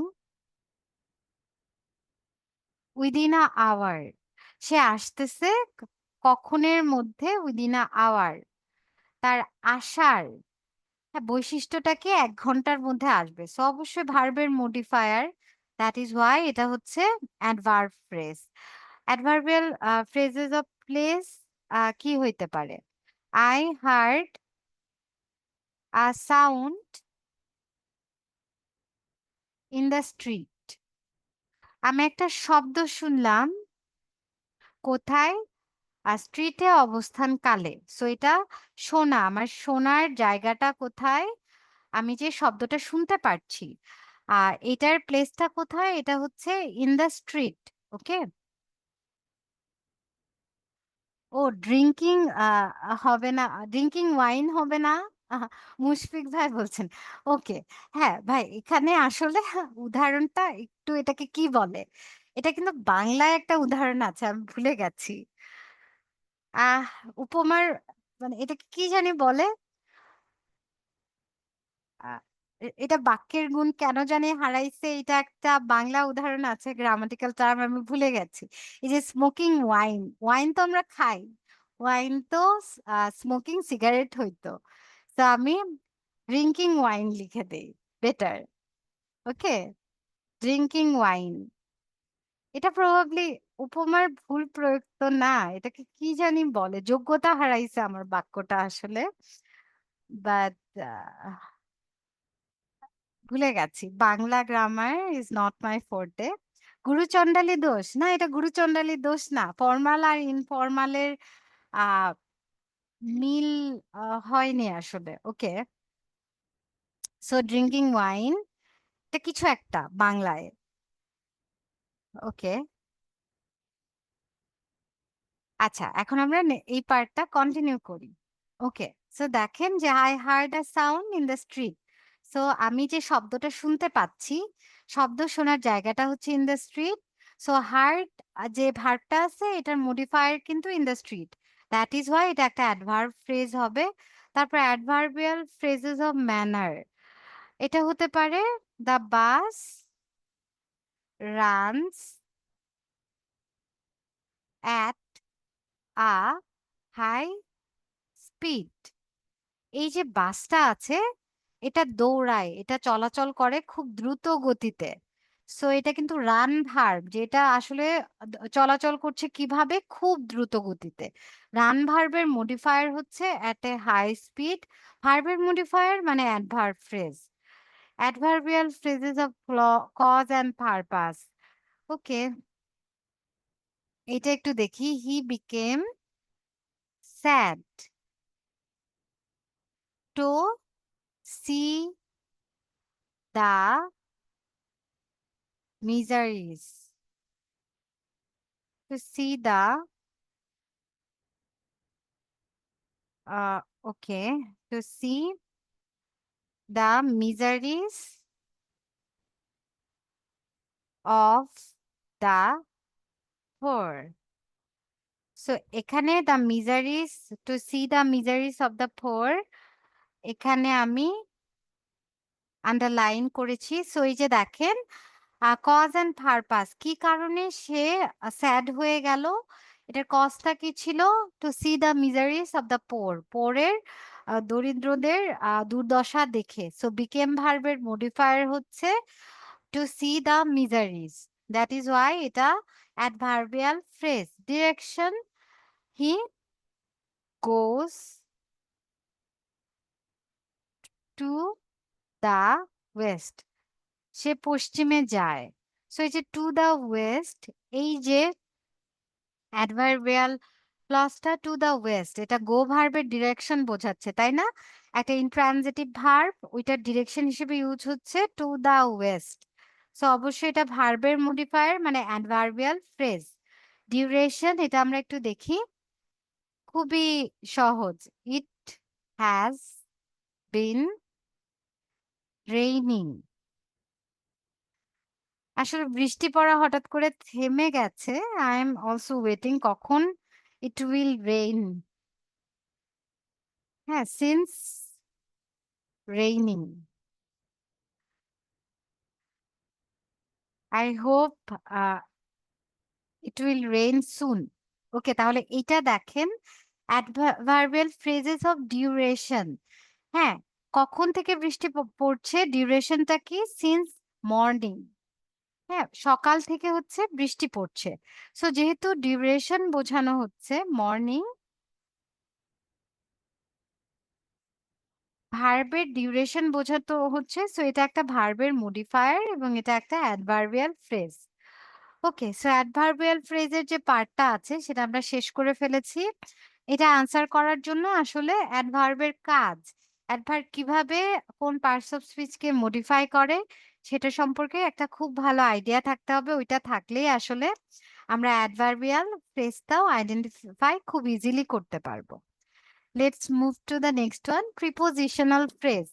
প্রিপোজিশনের কাজ কি আপনারা কেউ জানেন? প্রিপোজিশনের কাজ কি? প্রিপোজিশন তো অনেক পড়ি, অ্যাপ্রোপ্রিয়েট প্রিপোজিশন অনেকগুলা মুখস্থও করছি, কিন্তু প্রিপোজিশন আসলে কেন ইউজ করা হয়, প্রিপোজিশনের কাজটা কি বাক্যে? এটা কেউ আনসার করতে পারছেন না। ওকে, চ্যাট বক্স, না চ্যাট বক্সে কেউই অ্যান্সার করেননি। প্রিপোজিশনের কাজ কি? What is the work of preposition in a sentence? Okay, কেউই অ্যান্সার করতে পারেনি সারপ্রাইজিংলি। প্রিপোজিশনের কাজ হচ্ছে একটা শব্দের সাথে সেন্টেন্সের বাকি অংশের আহ কি বলে যুক্ত করা। কোনো শব্দকে সেন্টেন্সের বাকি অংশের সাথে যুক্ত করার কাজে কিন্তু একটা প্রিপোজিশন করে থাকে। জিনিসটা ইজিই ছিল যে একটা ওয়ার্ডকে বা একটা শব্দকে বাক্যের বাকি অংশের সাথে যে পার্টস অফ স্পিচ যুক্ত করে সেটাকে আমরা বলি প্রিপোজিশন। ওকে, সো প্রিপোজিশনাল ফ্রেজের কাজও কি হবে? কোন শব্দকে বাক্যের বাকি অংশের সাথে যুক্ত করা। ঠিক আছে, sentence plus preposition plus word. হ্যাঁ, এটা আমরা স্ট্রাকচার হিসেবে এভাবেও লিখতে পারি, বাট আপনারা জাস্ট মনে রাখেন প্রিপোজিশনের বেসিক কাজটা কি। একটা ওয়ার্ডকে সেন্টেন্সের বাকি অংশের সাথে যুক্ত করাই প্রিপোজিশনের কাজ। সো প্রিপোজিশনাল ফ্রেজও কিন্তু একই কাজ করবে। হি সাকসিডেড, লিখছি, দেখেন এটা কিন্তু কনফিউজিং, সো আপনাদের আইডিয়াটা একদম ক্লিয়ার থাকতে হবে। He succeeded by dint of বা by cause of, by dint of hard labour, hard labour. দেখেন এই যে বাই ডিন্ট অফ একটা ফ্রেজ, এই ফ্রেজটা কি করছে? এখানে একটা শব্দ আছে, হ্যাঁ, হার্ড লেবার, এটাকে সেন্টেন্সের যে বাকি অংশ হি সাকসিডেড এটার সাথে কিন্তু যুক্ত করছে। হ্যাঁ, এটা হচ্ছে প্লাস। সো এই যে একটা ওয়ার্ডকে সেন্টেন্সের বাকি অংশের সাথে যুক্ত করে যে ফ্রেজ, সেটা হচ্ছে প্রিপোজিশনাল ফ্রেজ। এটা আপনাদেরকে মনে রাখতে হবে। আরেকটা উদাহরণ দেই, in spite of his riches, এখানে কিন্তু আমি কোনো ক্লজ ইউজ করতেছি না, খেয়াল রাখেন। দেখেন in spite of his riches, এখানেও একটা ওয়ার্ড, এক বা দুইটা ওয়ার্ড ইউজ করা হয়েছে। ক্লজ ইউজ করলেই ক্লজ যুক্তকারী ফ্রেজ কিন্তু আলাদা। ওয়ার্ড যুক্তকারী ফ্রেজ হচ্ছে কি প্রিপোজিশনাল ফ্রেজ, বাট ক্লজ যুক্তকারী ফ্রেজ হচ্ছে কনজাংশনাল ফ্রেজ, যেটা আমরা একটু পরে পড়ছি। He is unhappy. Okay, so এখানেও দেখেন হি ইজ আনহ্যাপি এইটুকের সাথে ইন স্পাইট অফ কি করছে হিজ রিচেস, এই হিজ রিচেস এর সাথে হি ইজ আনহ্যাপি এটার কানেকশন ক্রিয়েটের জন্য আমরা ইন স্পাইট অফ যে ফ্রেজটা আছে সেটা ইউজ করছি, এবং ইন স্পাইট অফ এর পর কিন্তু কোনো ক্লজ ব্যবহার করা হয়নি, ওয়ার্ড ব্যবহার করা হয়েছে। সো প্রিপোজিশনাল ফ্রেজ হবে সেই ফ্রেজটাই যেটা কোনো ওয়ার্ডকে সেন্টেন্সের বাকি অংশের সাথে যুক্ত করে।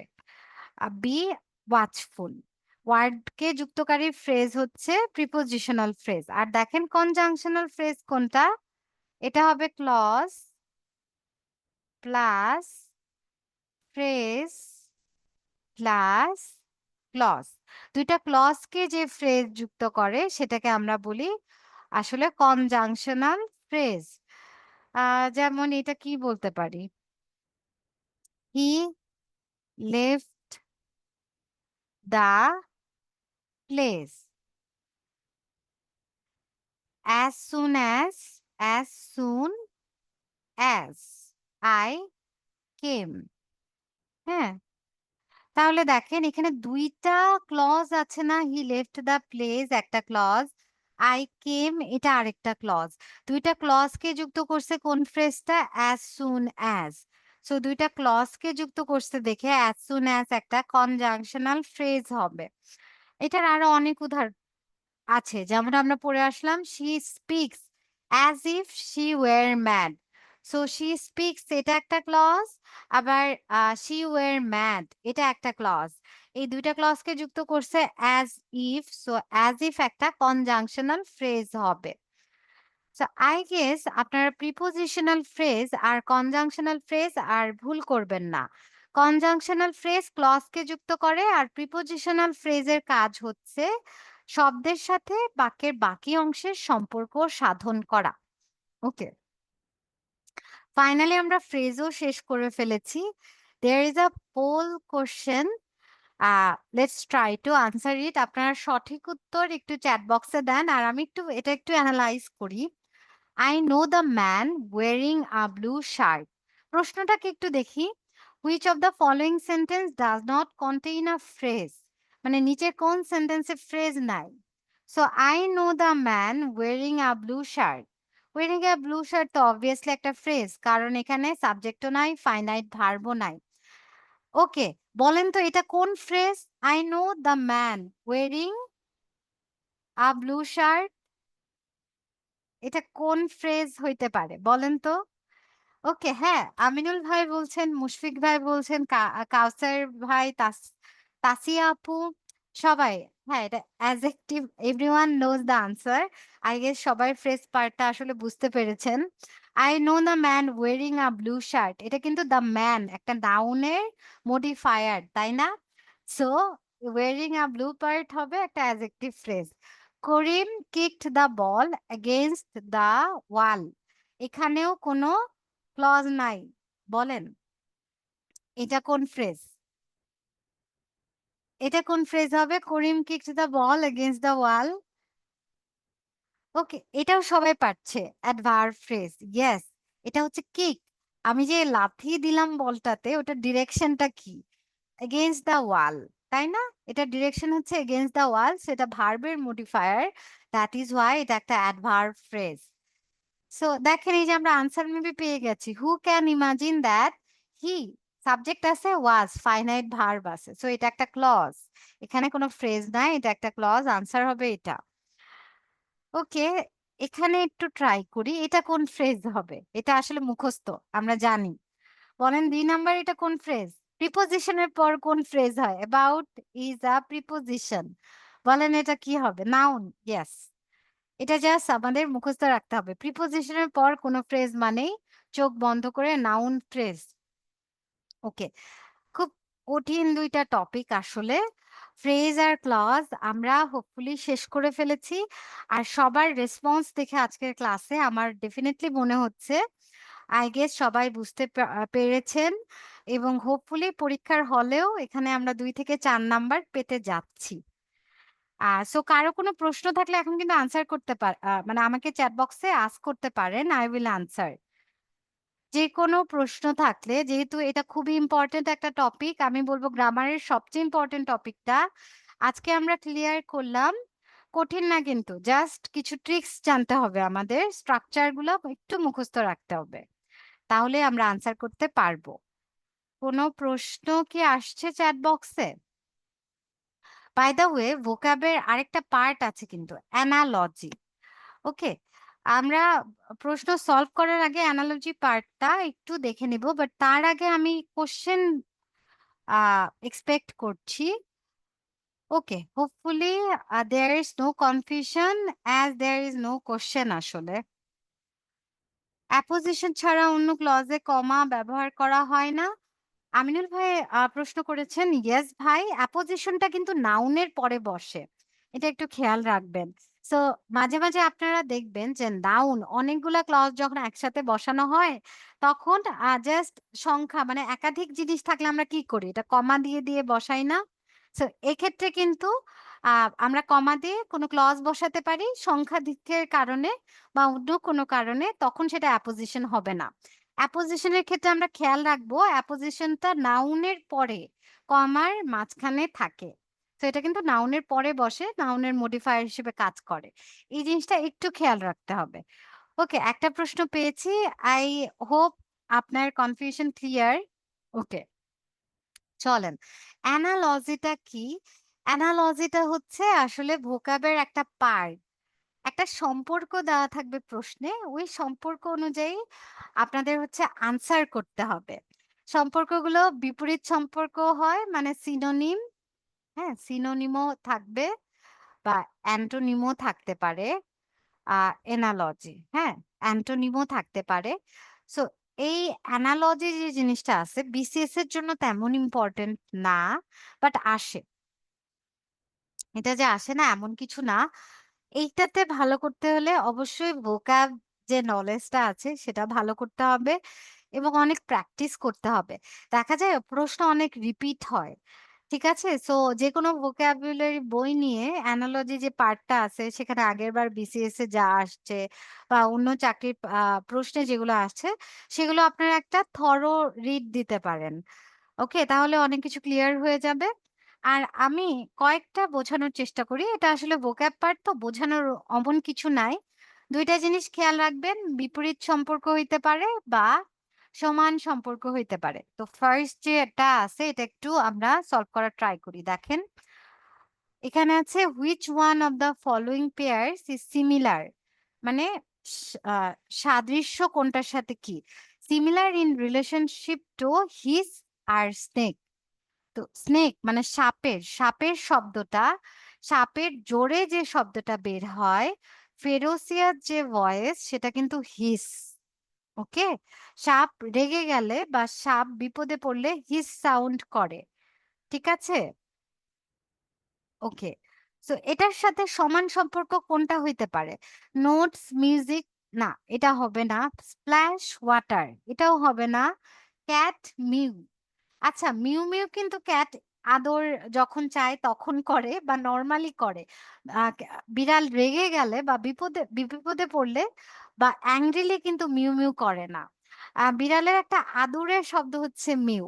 আর এখানে দেখেন এলিফ্যান্ট, এলিফ্যান্টের শৃঙ্গার হুংকার, মানে এলিফ্যান্ট হচ্ছে যখন খুব রেগে যায়, অ্যাংরি থাকে, তখন যে শব্দটা করে সেটাকে ট্রাম্পেট বলে। ঠিক আছে? সো এটার কারেক্ট আনসার হবে সি। অনেক কিছু কিন্তু জানতে হচ্ছে।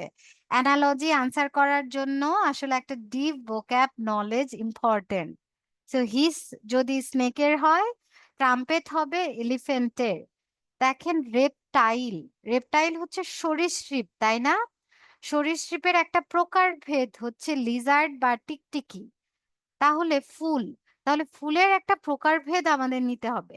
পেটাল, স্টেম এগুলো হচ্ছে ফুলের অংশ, প্রকারভেদ না, তাই না? পেটাল, পাপড়ি, স্টেম এগুলো ফুলের অংশ।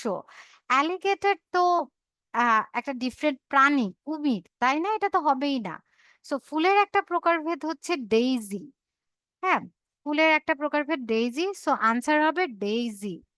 আরেকটা করি আমরা, the word solar is related to solar, sun, তাই না?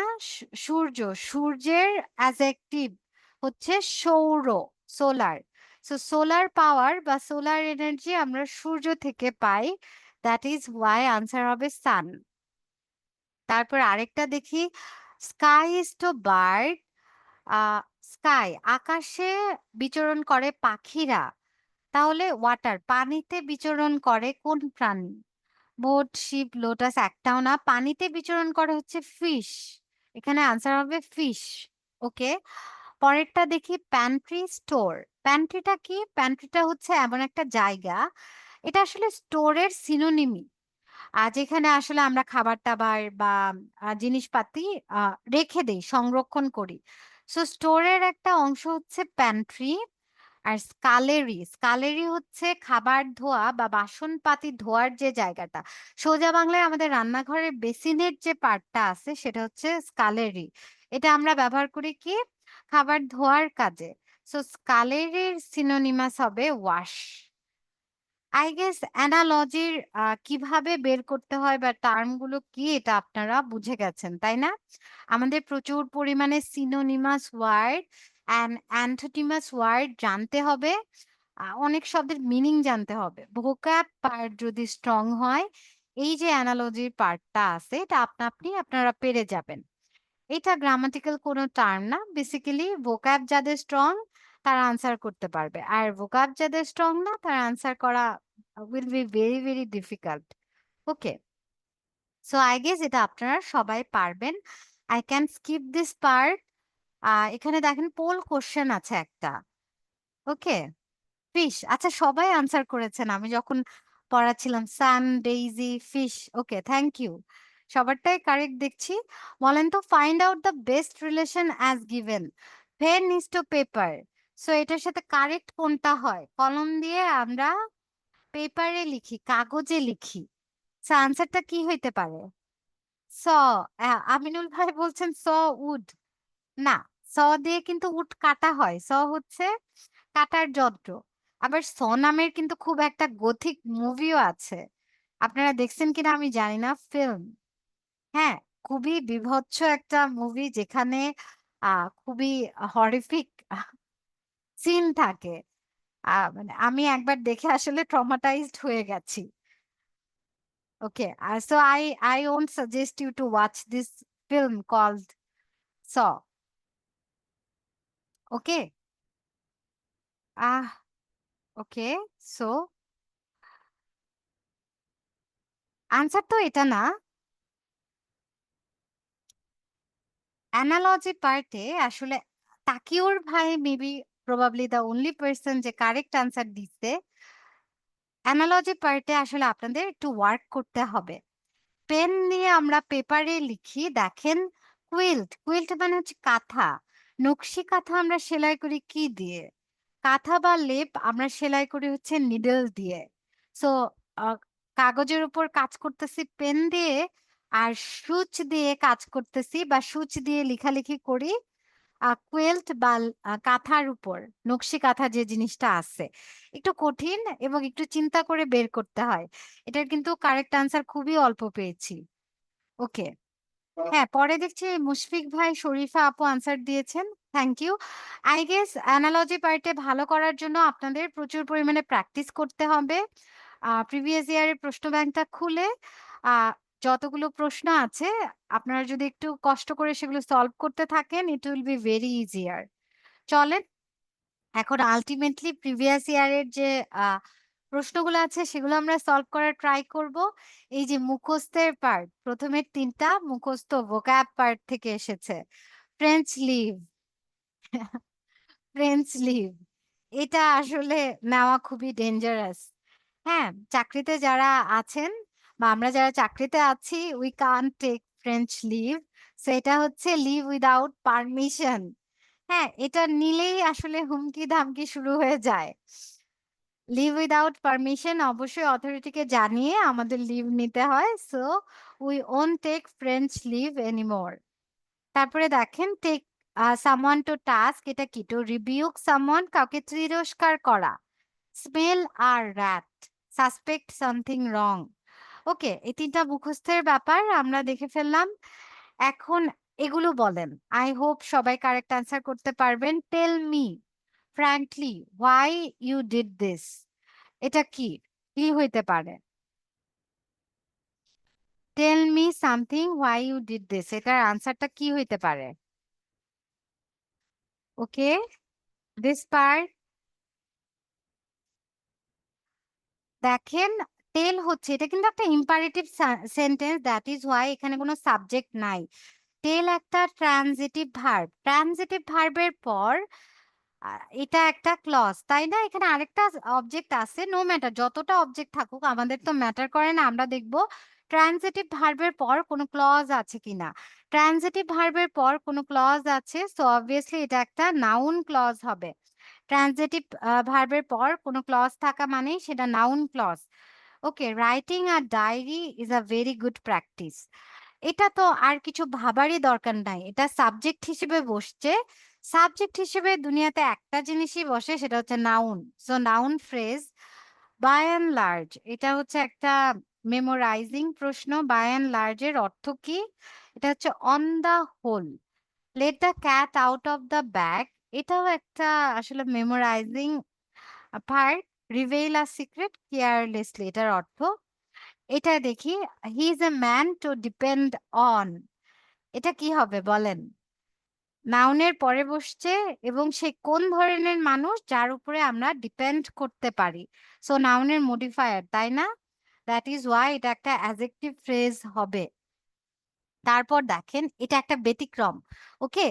এখানে আসলে দেখে কি মনে হচ্ছে? আমরা যে স্ট্রাকচারটা পড়ছিলাম সাবজেক্ট প্লাস ক্লজ, হ্যাঁ? প্লাস ভার্ব প্লাস আদার। তো এই নাউনের পর যে ক্লজটা থাকে সেটাকে আমরা অ্যাডজেক্টিভ ক্লজ হিসেবে নিয়েছিলাম। বাট দেখেন এখানে এই জিনিসগুলো কিন্তু ব্যতিক্রম। আমাদের খেয়াল রাখতে হবে এই জিনিসটা অ্যাপোজিশন হিসেবে নাই। মানে কমা দেওয়া হয় নাই, স্টিল এখানে একটা কমা উজ্জ আছে। এটা আসলে একটা হিডেন অ্যাপোজিশন। এটা একটা হিডেন অ্যাপোজিশন। কেন? আমাদের একটু মিনিং বোঝার চেষ্টা করতে হবে। দেখেন হিজ ড্রিম তার স্বপ্নটা, এই স্বপ্নটার নাম কি? that he will be a BCS cadre. So এই পার্টটা কিন্তু তার স্বপ্নের নাম। এটা একটা হিডেন অ্যাপোজিশন। কমা দেওয়া দরকার ছিল বাট কমা দেয় নাই। সো আপনি বলতে পারেন যে আপু তো দেন ইটস টু কনফিউজিং। পরীক্ষার হলে এমন আসলে আমি কি করব? এটা আসলে অ্যাকচুয়ালি কনফিউজিং। তখন আপনাদের মাথা ঠান্ডা রেখে একটু ভাবতে হবে যে এটা কি আসলে একটা হিডেন অ্যাপোজিশন কিনা। হিজ ড্রিম তার স্বপ্নটার নাম কি? He will be a BCS cadre. So এটা একটা স্বপ্নের নাম যেহেতু সো নাউন ক্লজ হবে। সিটিং হ্যাপিলি ৪৪ তমতে আসছে। অবভিয়াসলি এটা কি হবে? একটা সাবঅর্ডিনেট ক্লজ। আর এটাতে হচ্ছে কি অর্থ প্রকাশের জন্য পরের প্রিন্সিপাল ক্লজ এর উপর নির্ভরশীল। To win a prize is my ambition subject হিসেবে আছে আর কিছু ভাববই না noun phrase. He ran with great speed. তার দৌড়ানোর ম্যানারটা কি? অনেক দ্রুত। সো এটা ভার্বকে মডিফাই করছে। Adverb phrase. ওকে? তারপর দেখেন strike while the iron is hot. While the iron is hot এটার উপর আন্ডারলাইন করা আছে। সো কখন আমি বাড়ি দিব? যখন আয়রনটা গরম থাকবে। সো এটা কিন্তু বাড়ি দেওয়ার অবস্থা বোঝাচ্ছে। স্ট্রাইক এই ভার্বের মডিফায়ার হচ্ছে while the iron is hot, so adverbial clause. এটাই যে আমরা স্ট্রাকচার ফলো করে কিন্তু করতে পারছি। Subject plus verb plus noun plus clause. So নাউনের পরে যে ক্লজ নাউনের মডিফায়ার অ্যাডজেক্টিভ ক্লজ। এখানে দেখেন he worked with all sincerity. আর তার কাজ করার ধরনটা কি? With all sincerity. সো এটা একটা ভার্বের মডিফায়ার অ্যাডভার্বিয়াল ফ্রেজ। এখানে ২ টা বিপরীত অর্থবোধক শব্দ আছে। সো obviously বিপরীত কোনো আইডিয়া যদি পাশাপাশি থাকে সেটা বোঝানোর জন্য আমরা in contrast to, হ্যাঁ? in contrast to এই ফ্রেজটা ব্যবহার করি। সো এখানে আনসার হবে in contrast to his earlier study, আ তারপর বাকি অংশ। ওকে? ওকে, সো ফাইনালি ফিনিশ। আমরা আজকে খুবই ইম্পোর্টেন্ট এবং গুরুত্বপূর্ণ একটা ক্লাস শেষ করে ফেলেছি। আই হোপ ক্লাসে যারা ছিলেন সবকিছু বুঝতে পেরেছেন। টিল নাও কোনো প্রশ্ন থাকলে আপনারা কিন্তু আমাকে আস্ক করতে পারেন। এই যে চ্যাপ্টার আছে এখানে কোনো কনফিউশন একদমই রাখা যাবে না। কজ আমি এনশিওর করতে পারি আপনাদের এখান থেকে অবশ্যই আপনারা প্রশ্ন পাচ্ছেন। So that is Y next ক্লাসের আগে আপনারা আরো যে প্রশ্ন ব্যাংকের আরো নানা ধরনের প্রশ্ন ওখানে দেখবেন সেগুলো একটু সলভ করার ট্রাই করবেন। যদি কোনো সমস্যা থাকে you are welcome to ask me question on the next class. Okay? So I hope আজকের ক্লাসটা আপনাদের ভালো লেগেছে। আ নেক্সট উইকে দেখা হচ্ছে। সবাই খুব ভালো থাকবেন এবং সবাই খুব ভালো করে পড়াশোনা করবেন। All the best to everyone. Thank you.